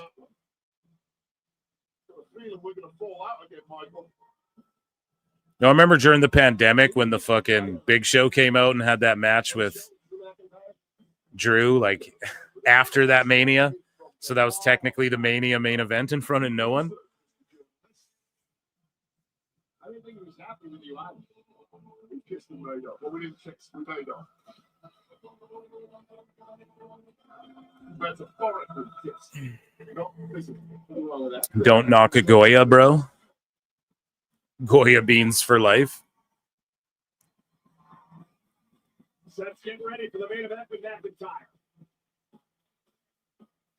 Coming up next here on Netflix. Canned crowd singing? No, dude. No, it's not. Yeah, we're coming back now from commercial. And this match will go, what, 20 minutes? 25 minutes at the most? Getting a Rumble ad? Yeah, so if you're in the building, it's like they're all getting tired of singing by now.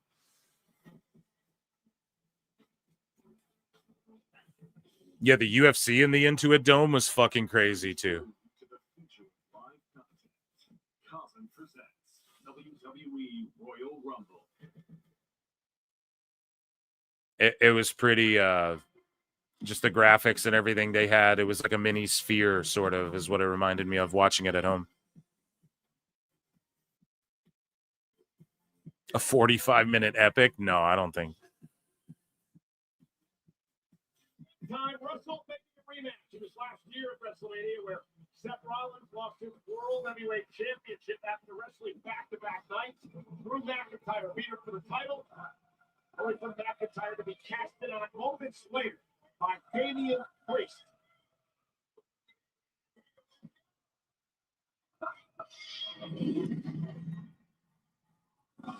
They react to Drew, baby, when that fucking sword sheathes.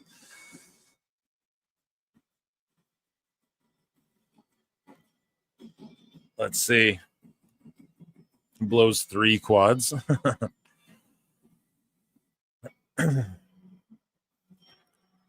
Seemingly the main event. And round of applause for chat tonight. You've all been stellar, fucking spectacular, amazing.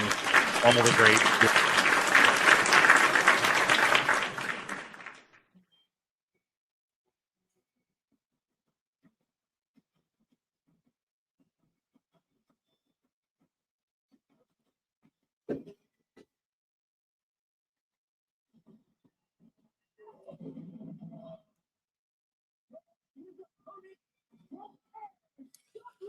How bad are the max numbers? It just seems like they have no bearing on the ratings. So I would guess like, let's say, I would just guess like 25K, I bet would be like a high number even.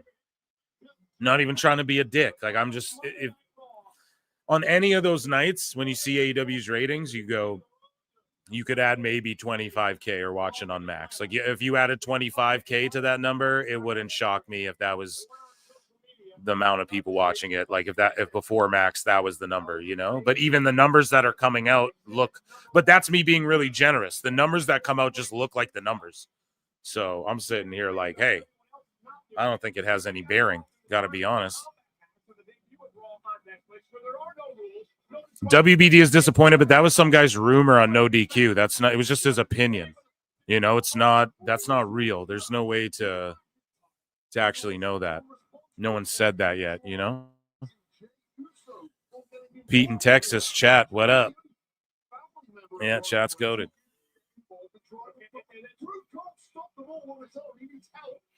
I've tried to watch Collision on Max multiple times, and every time it was buffering like crazy, and I just stopped watching.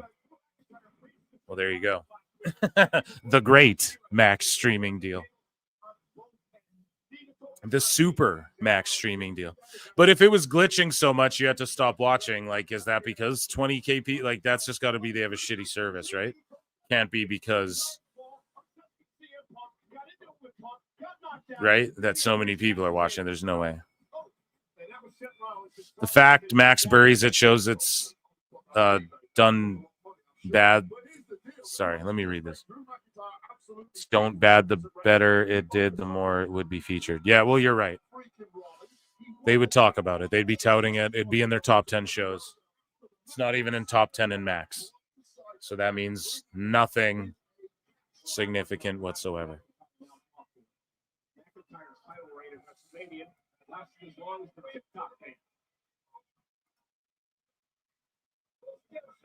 Yeah, it's just Max being terrible at streaming.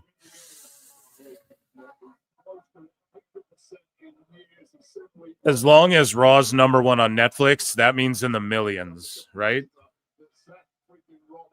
Like the day of or after or whatever. And then not even in the top 10 on Max means like inconsequential. We're talking in the single to tens of thousands digits, you know?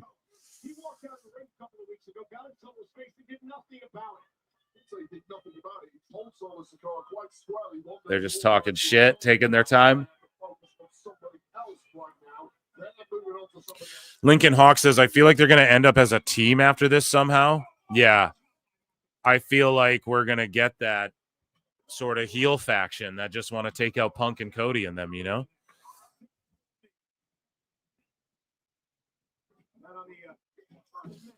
WJB94 says Pentas Pyro was awesome this week. See, I wasn't feeling it, dude. I like the big flamethrower flames from last week. Raw will crack 10 milli somehow, some way this year. That's the hope, man. Let's really hope. And let's hope AEW gets in the fucking top 10 of Max, honestly. I just don't think it will. I just don't think it's good enough to do that.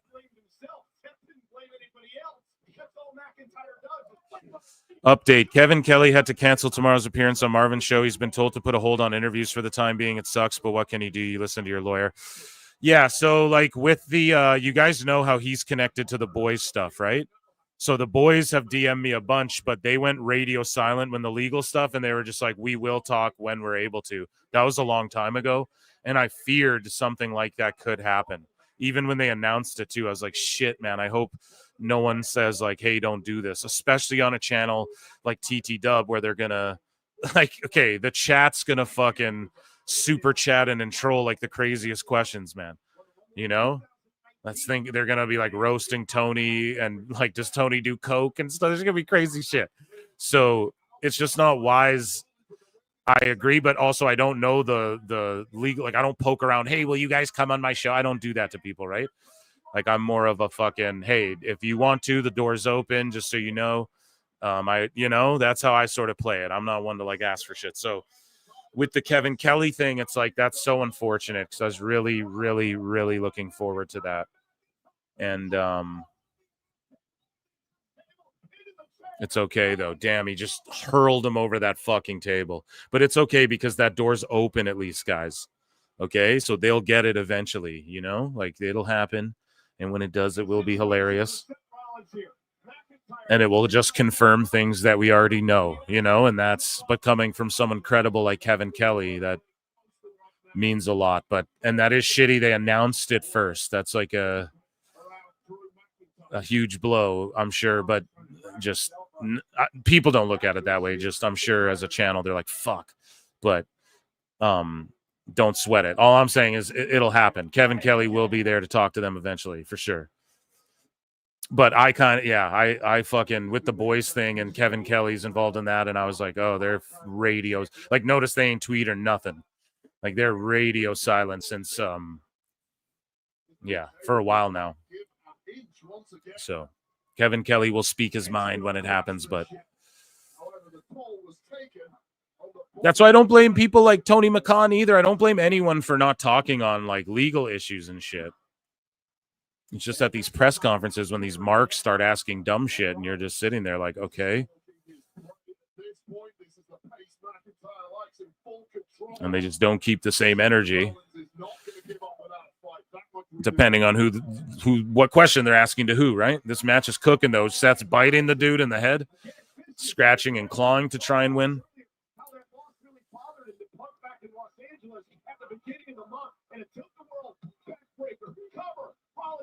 Cash Monet says, I have no idea what Phil is talking about. So just the boys and Kevin Kelly. Okay. They teamed up. They joined forces to go against like AEW with the whole contract thing and all that. So what happened was Toonie Talk got fucking Kevin Kelly an interview. And then Kevin Kelly was informed that he should probably not talk about stuff yet. And that's super unfortunate because that was going to be one for the history books for sure. And it will be one day. Okay. Don't be bummed out. It'll get rescheduled. And then the boys are like pro wrestlers who got, I don't want to talk on it either, because they're good dudes. And they're just good dudes. They were just like, thank you for covering it like favorably and calling it like in a way where everyone's just saying we don't show up to work kind of thing. And this was a long time ago, way before it was a legal thing. So then now that there's legal shit going on, they went radio silent, as they should. They can't talk about legal stuff. And so, and they've told me, hey, we'll come talk to you one day, but just keep up the good work kind of thing. And I'm like, will do. And when they're good and ready, they'll holler. When I see, Kevin Kelly's going on a perceived, awful's just perceived as like he just wants AEW to die. So, Kevin Kelly goes on there, blah, blah, blah. There's going to be big backlash from that. And so it's unfortunate they didn't get that interview yet, but it will happen. I have faith. They'll get it done, man. At some point. Just got to let all the bullshit clear up with Tony McCann. Should I play the you fucking mark? There you go. Yeah, but it'll be too late then. All the tea will be spilled by then. But even though it's good to get insight. It's good to get insight. And I hope I explained that in a good way. I don't know. Drew looks like he chops wood with his shirt off for no reason. Doesn't even have a fireplace in his living room. Yeah, dude. That's at least what ladies fantasize about him, right? Ladies, Thurscast? I don't know. Drew's gigantic, man.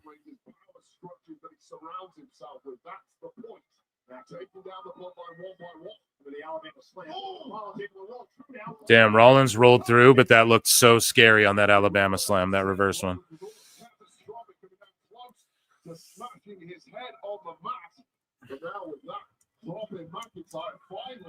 An opportunity perhaps to recover for the architect. Both men are down. We talked about Rollins. So Drew, 6'5". Yeah, he's got an inch on me and just fucking built the way we all dream to be built.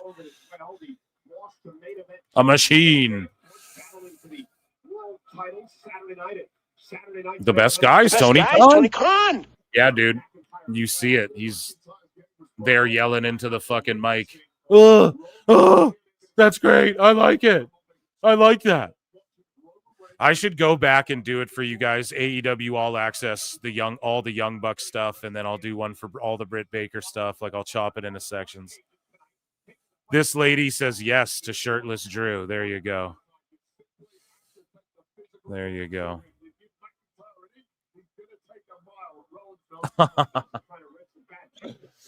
No, I'm much taller than my wife, and she is actually a taller lady herself.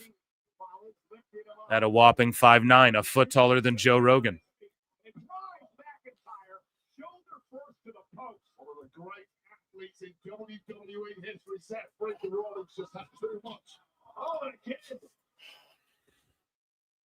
Into the post. Between these two men, a long-time rivalry. The sheets are claiming Britt Baker's getting cut by AEW. Yeah, well, we covered that earlier. I don't know if she's getting cut, but she's for surely shelved. But if they let her go, I don't know. I know that like WWE did want her like a long time ago for NXT Black and Gold, but I think she might have failed a tryout or something like that. You know? So they were eyeing her up and stuff because she's with Cole and that, but making a name for herself, but it just didn't pan out.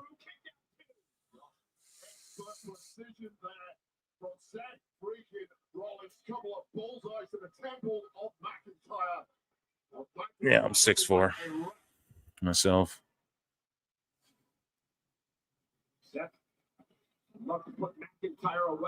Here we go. Let's see what he's doing. Springboard what? 450? Oh no, Swanton. I was like, damn, you're stealing AJ's shit now. Into the post, Braun Strowman's signature. Britt can go to GCW. Yeah, I don't. She can go to TNA feud with Tessa or something. Take that shit over there. But even then, she might. But they're just like per appearance. Not even per appearance. Sorry. In TNA, it's like they just sort of show up and do TV tapings. Now that it's live, maybe they'll all be on the road more together. Some of them. And like, I'm not saying there's not a family dynamic there and they don't have a good roster and all of that, but I think it's less clicky because even though AEW, I mean, they just do their live show, but they do quite a few of them and they go to Japan together and stuff. So I don't know. Everyone says AEW's clicky. AEW, not so much. You kind of just, the way it's been described to me is you just like show up and do your TV and creative's great and everyone's got each other's backs and pretty much you can do a bit of your own shit, but they have creative for you and da-da-da. So, oh man, Seth with a brilliant last minute kick out. And so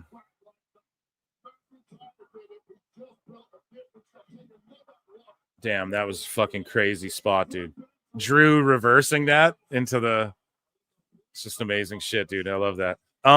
But yeah, so TNA, I think Britt could maybe make it work there if she started trying to be. Here's the thing though, she can never go and make the same money she was making anywhere. So she's got to eat shit and like it, pal. Yeah. That's the only thing she can do now moving forward. She's never going to make the Tony Khan money again. And that's so unfortunate for her, but that's what happens. It's like a bunch of money at once, but the long term, you know, you make more in the long run with WWE and you have more opportunity. Big spine buster floats through. Jackknife cover.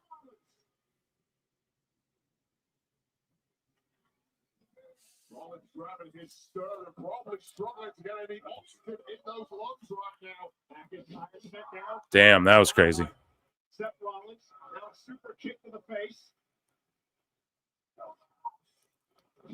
Did you ever subscribe to The Observer? You should do more segments on their message board. Talk about sickos.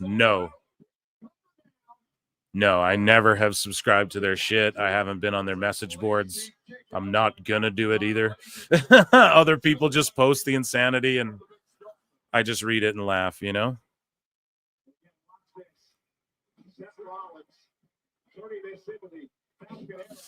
Somebody said not only is TK's money gone, but the schedule. Here's the thing, bro. Britt doesn't even work. She works 2 times every 6 months, bro. She works twice every 4 months.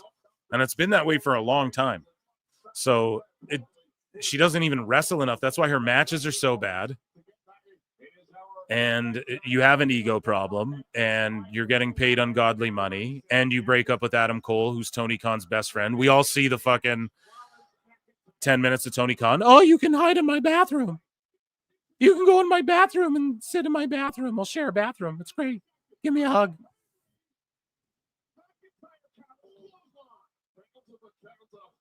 So she'll have to work a lot and prove she can actually even wrestle. She'll probably just retire. I bet we don't see her anywhere after AEW, other than maybe like a GCW. She just appears somewhere. But I doubt even, unless she humbles herself and is like, fuck it, I'll just go to WWE and prove them wrong. And then she just straightens out, you know? It could be a wake-up call for her.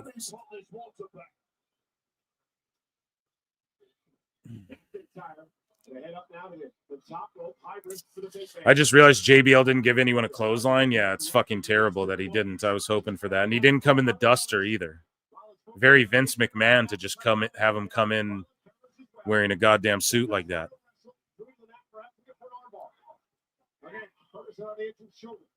Rollins down. They'll lock it in. Look at this.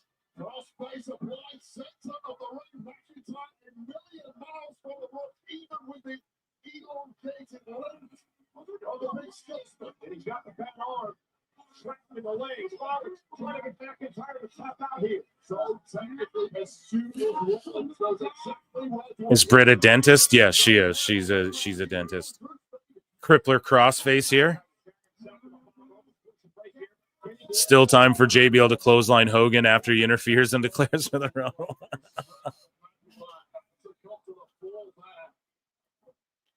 Crazy.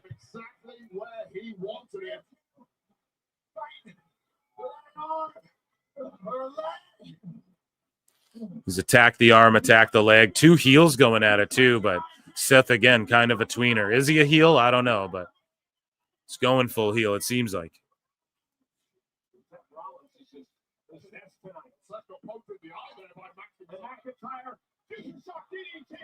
Future shock DDT. Cuts off the rope. Great in-ring psychology kick out with the shoulder up.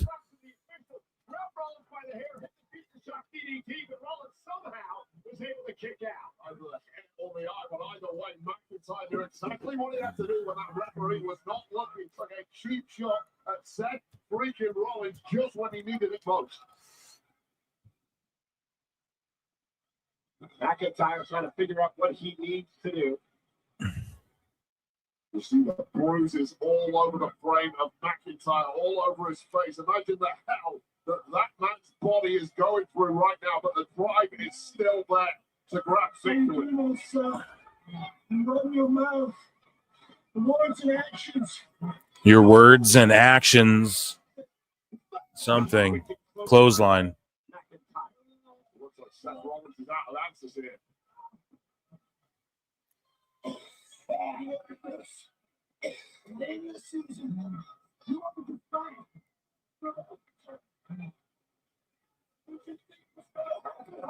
Damn. Big chop. This is turned at points into a mid-match debate between these two men. Malignant thoughts boiling to the surface. McIntyre's got that look in his eye. Damn. Seth's like twitching. His legs like twitching.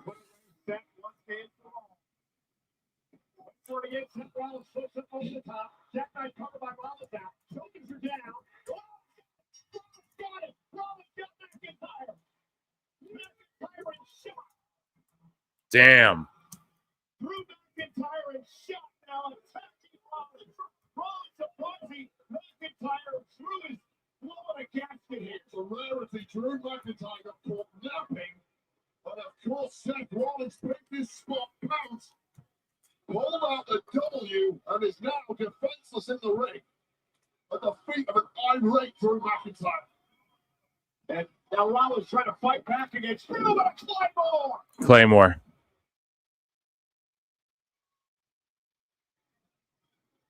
McIntyre is upset, humiliated, got caught by Rollins, and again, this bit of a mini downward spiral continues for McIntyre. So you all know that sicko real Philly P, the one I'm like, Phil with extra L's, you know?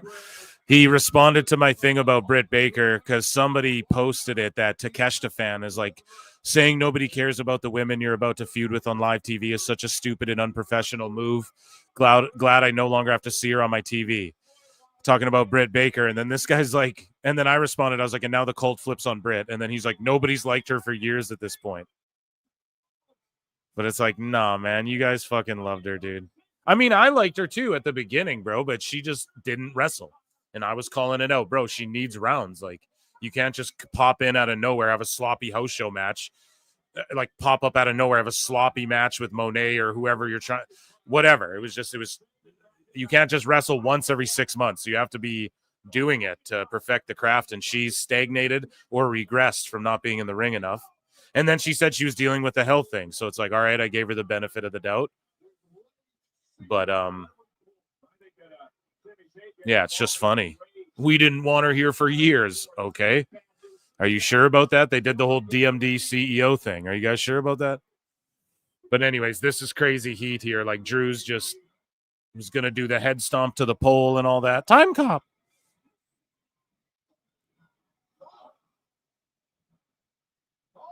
Damn. It was a BS pin. Yeah, he doesn't get good. He doesn't get good fucking pins or finishes. Like it's always some bullshit. A haluva kick.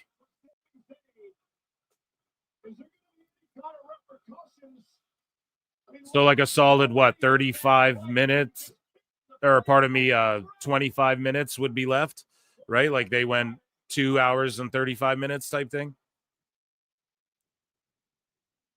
So just a little over, because if they needed a little more time for anything, then it fucking makes sense. Where's security? Yeah.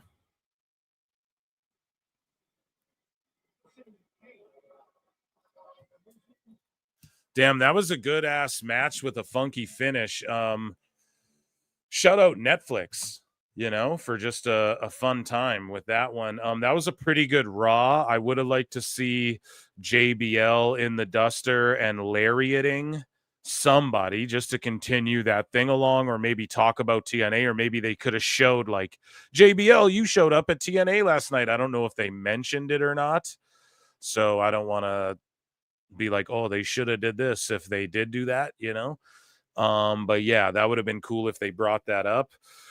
This Raw, yeah, I'll give it like a B-. Yeah, I see DP saying the same thing about a B- for me. Sammy always kicking his friends. Exactly. He's always kicking his friends in the head with that haluva kick. Next week, I think we get Penta versus Ludwig. Penta cooked for me. Bailey and Nia went out there, tried to do their thing. What else? That main event was fucking good, but just, yeah, the ending was kind of silly, and then the shenanigans, and then Sammy kicks his friend, and then, yeah, we're just going to keep saying more dissension. So I will say, like Haxel says, the great Raw, the great B-. B. Yeah, exactly. You have the fucking Ray and Seth match. Pardon me, Ray and who the fuck did he wrestle again, chat? I'm fucking up here, but he got the roll up as well. Bradshaw did say he was on a Clothesline World Tour after Wade said he's been busy. Well, that's good that he said that. It would have been nice to see him like dust one off, let one off at the fucking ringside or something like that. But I'm also not mad at it. It's kind of random though. Why did they have him show up? Just because they're in Dallas? Like, what was really the point of that? To get the New Day promo out of him? But yeah, it would have been cool if he clothesline the shit out of like KO or somebody on the show. But also maybe they're saving it. Maybe they're just reminding everyone, hey, here's JBL. Pay attention to what he's doing. He's on a Clothesline World Tour. He's going to come back and clothesline the shit out of somebody. But ultimately, yeah, it was a good Raw. I had a great time. Round of applause for it. Hopefully, again, what were the numbers for the last one? Did we get them? Like, did we get a worldwide 4.9 million? Was it like 4 million this time? Or pardon me, last week? I would love to see the numbers for this one too. If it keeps going down, so be it. But I would love to see Raw pop off like 10 million one day. It could happen if it's on Netflix. It would have never happened on normal TV ever again. But on Netflix, it has the potential to happen. Will it happen? Unlikely. But will we hit 5 million? I would love to see it keep going up and up and up. So I've heard shit about like the way WWE looks at it too, is they have like a TV roster and a PLE roster, and they do overlap, but there's people that are specifically more like, you're for our PLE and not you guys are for our TV. So as long as those TV people can get over more and more and the PLEs can lure people in, yeah, the Rhea Nia brawl was good. Exactly. JBL's from Texas. Yeah, I know that, but it's just a matter of, what else was the point of it, Like what did it lead to anything? I don't know. It sort of just lured out the 5.9 million. Is that what it was last time? Because that means it was an increase. It was the top 10 last week. Yeah, it was number 1 in Canuckland and the USA and everything. So, but yeah, the USA, I said that funny for some reason. But yeah, amazing stuff. Chat, you guys have been amazing. I want a round of applause, you all. It's a Monday night. We got to get some goddamn rest. I love you all. Drink lots of water, hug each other. PWT live show Wednesday night, where we are going to talk about all of this news with Baron Corbin and fans melting down on him, but then tons of other stuff, right? Like, I'm sure there'll be updates on Britt Baker. We have tons of AEW news, tons of WWE news, and we'll watch Dynamite, try and make sense of it. And yeah, I just had a great time tonight. I am tired as shit, though. So I love you all. Kiss, kiss, bang, bang. Don't know what to tell you. You all take it easy. Drink lots of water. 142 likes tonight. Flutes in the chat. I'll see you all Wednesday night and then Saturday night again. Saturday night's all right tonight. But yeah, Wednesday. Let's all link up again. Do this again. Thank you all. You've been the best. Take care of each other. Until next time, we'll see you in the Upside Down. Peace.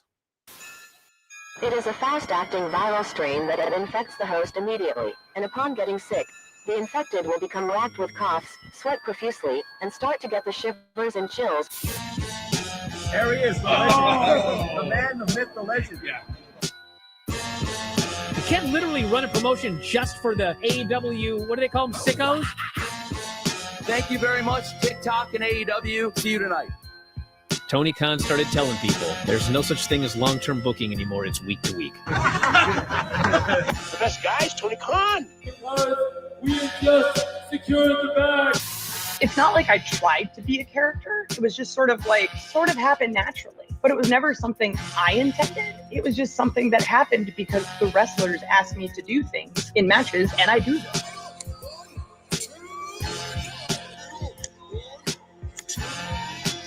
If you run a promotion just for the sickos, you're going to do 400,000 viewers eventually. Effing melts. You know that SmackDown actually went over and everything? Yeah. You know, What's the point? the point of SmackDown. What are you getting at here? That the DVRs didn't pick it up. Did they not pick it up? You know, mine didn't. Let's get into everybody's favorite moment, and it is called Dave Meltzer's Dumb Moment of the Week. What would you like to listen to in your ears? I'd like to hear the flute. Well, if you'd like to flaunt your flute, then we can find you a flautist.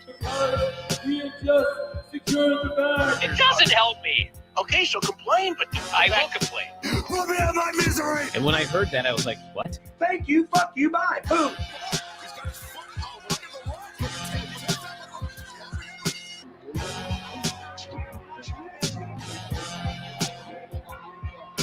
You gotta run a promotion for everybody. The sickos can be the ones that buy tickets first and spend the most money on the merchandise. Because we have just secured the bag.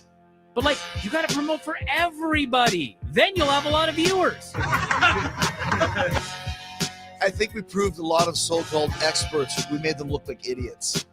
We're not going anywhere. Tony Khan's not going anywhere. You'll also be there on TNT. You'll be in 2 places in a month.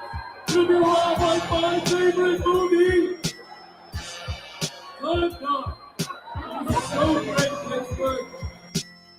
It's not like I tried to be a character. It sort of happened naturally. The best guy is Tony Khan. Keep themselves safe. I look and see it's not just me. Jeff, why do you insist on doing this dumb internet shit on TV? I look and see it's not just me. This place is a fucking joke, man. You're a clown. I quit. So many of us have stood where I stand. We are the young, so raise your hand. So many of us have stood where I stand. We are the young, so raise your hand. They call us problem child. We spend our lives on trial. We walk an endless mile. We are the youth gone wild. We stand and we won't fall. We're 1 and 1 for all. The writing's on the wall. We are the youth gone wild. No. It doesn't make logical sense, but it makes. Well, yes, of course. But it makes wrestling booking sense.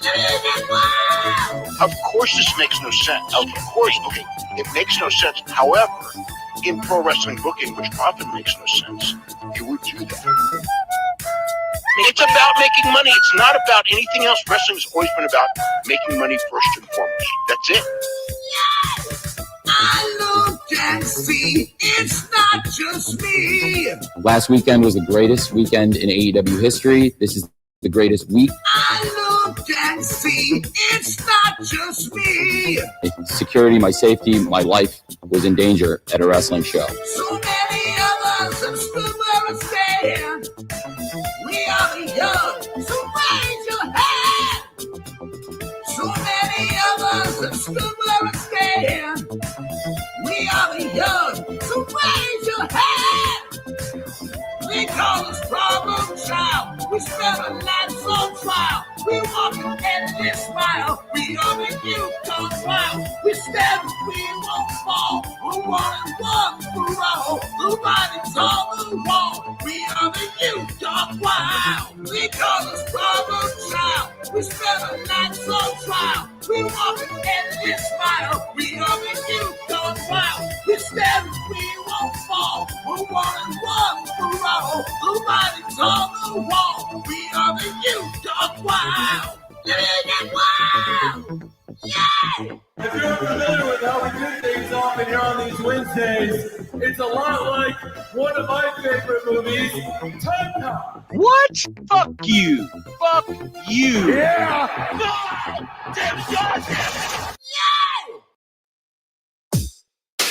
SDL. 2 bad bitches, 1 hot track. B3CCA bitch. 2 bad bitches, 1 hot track.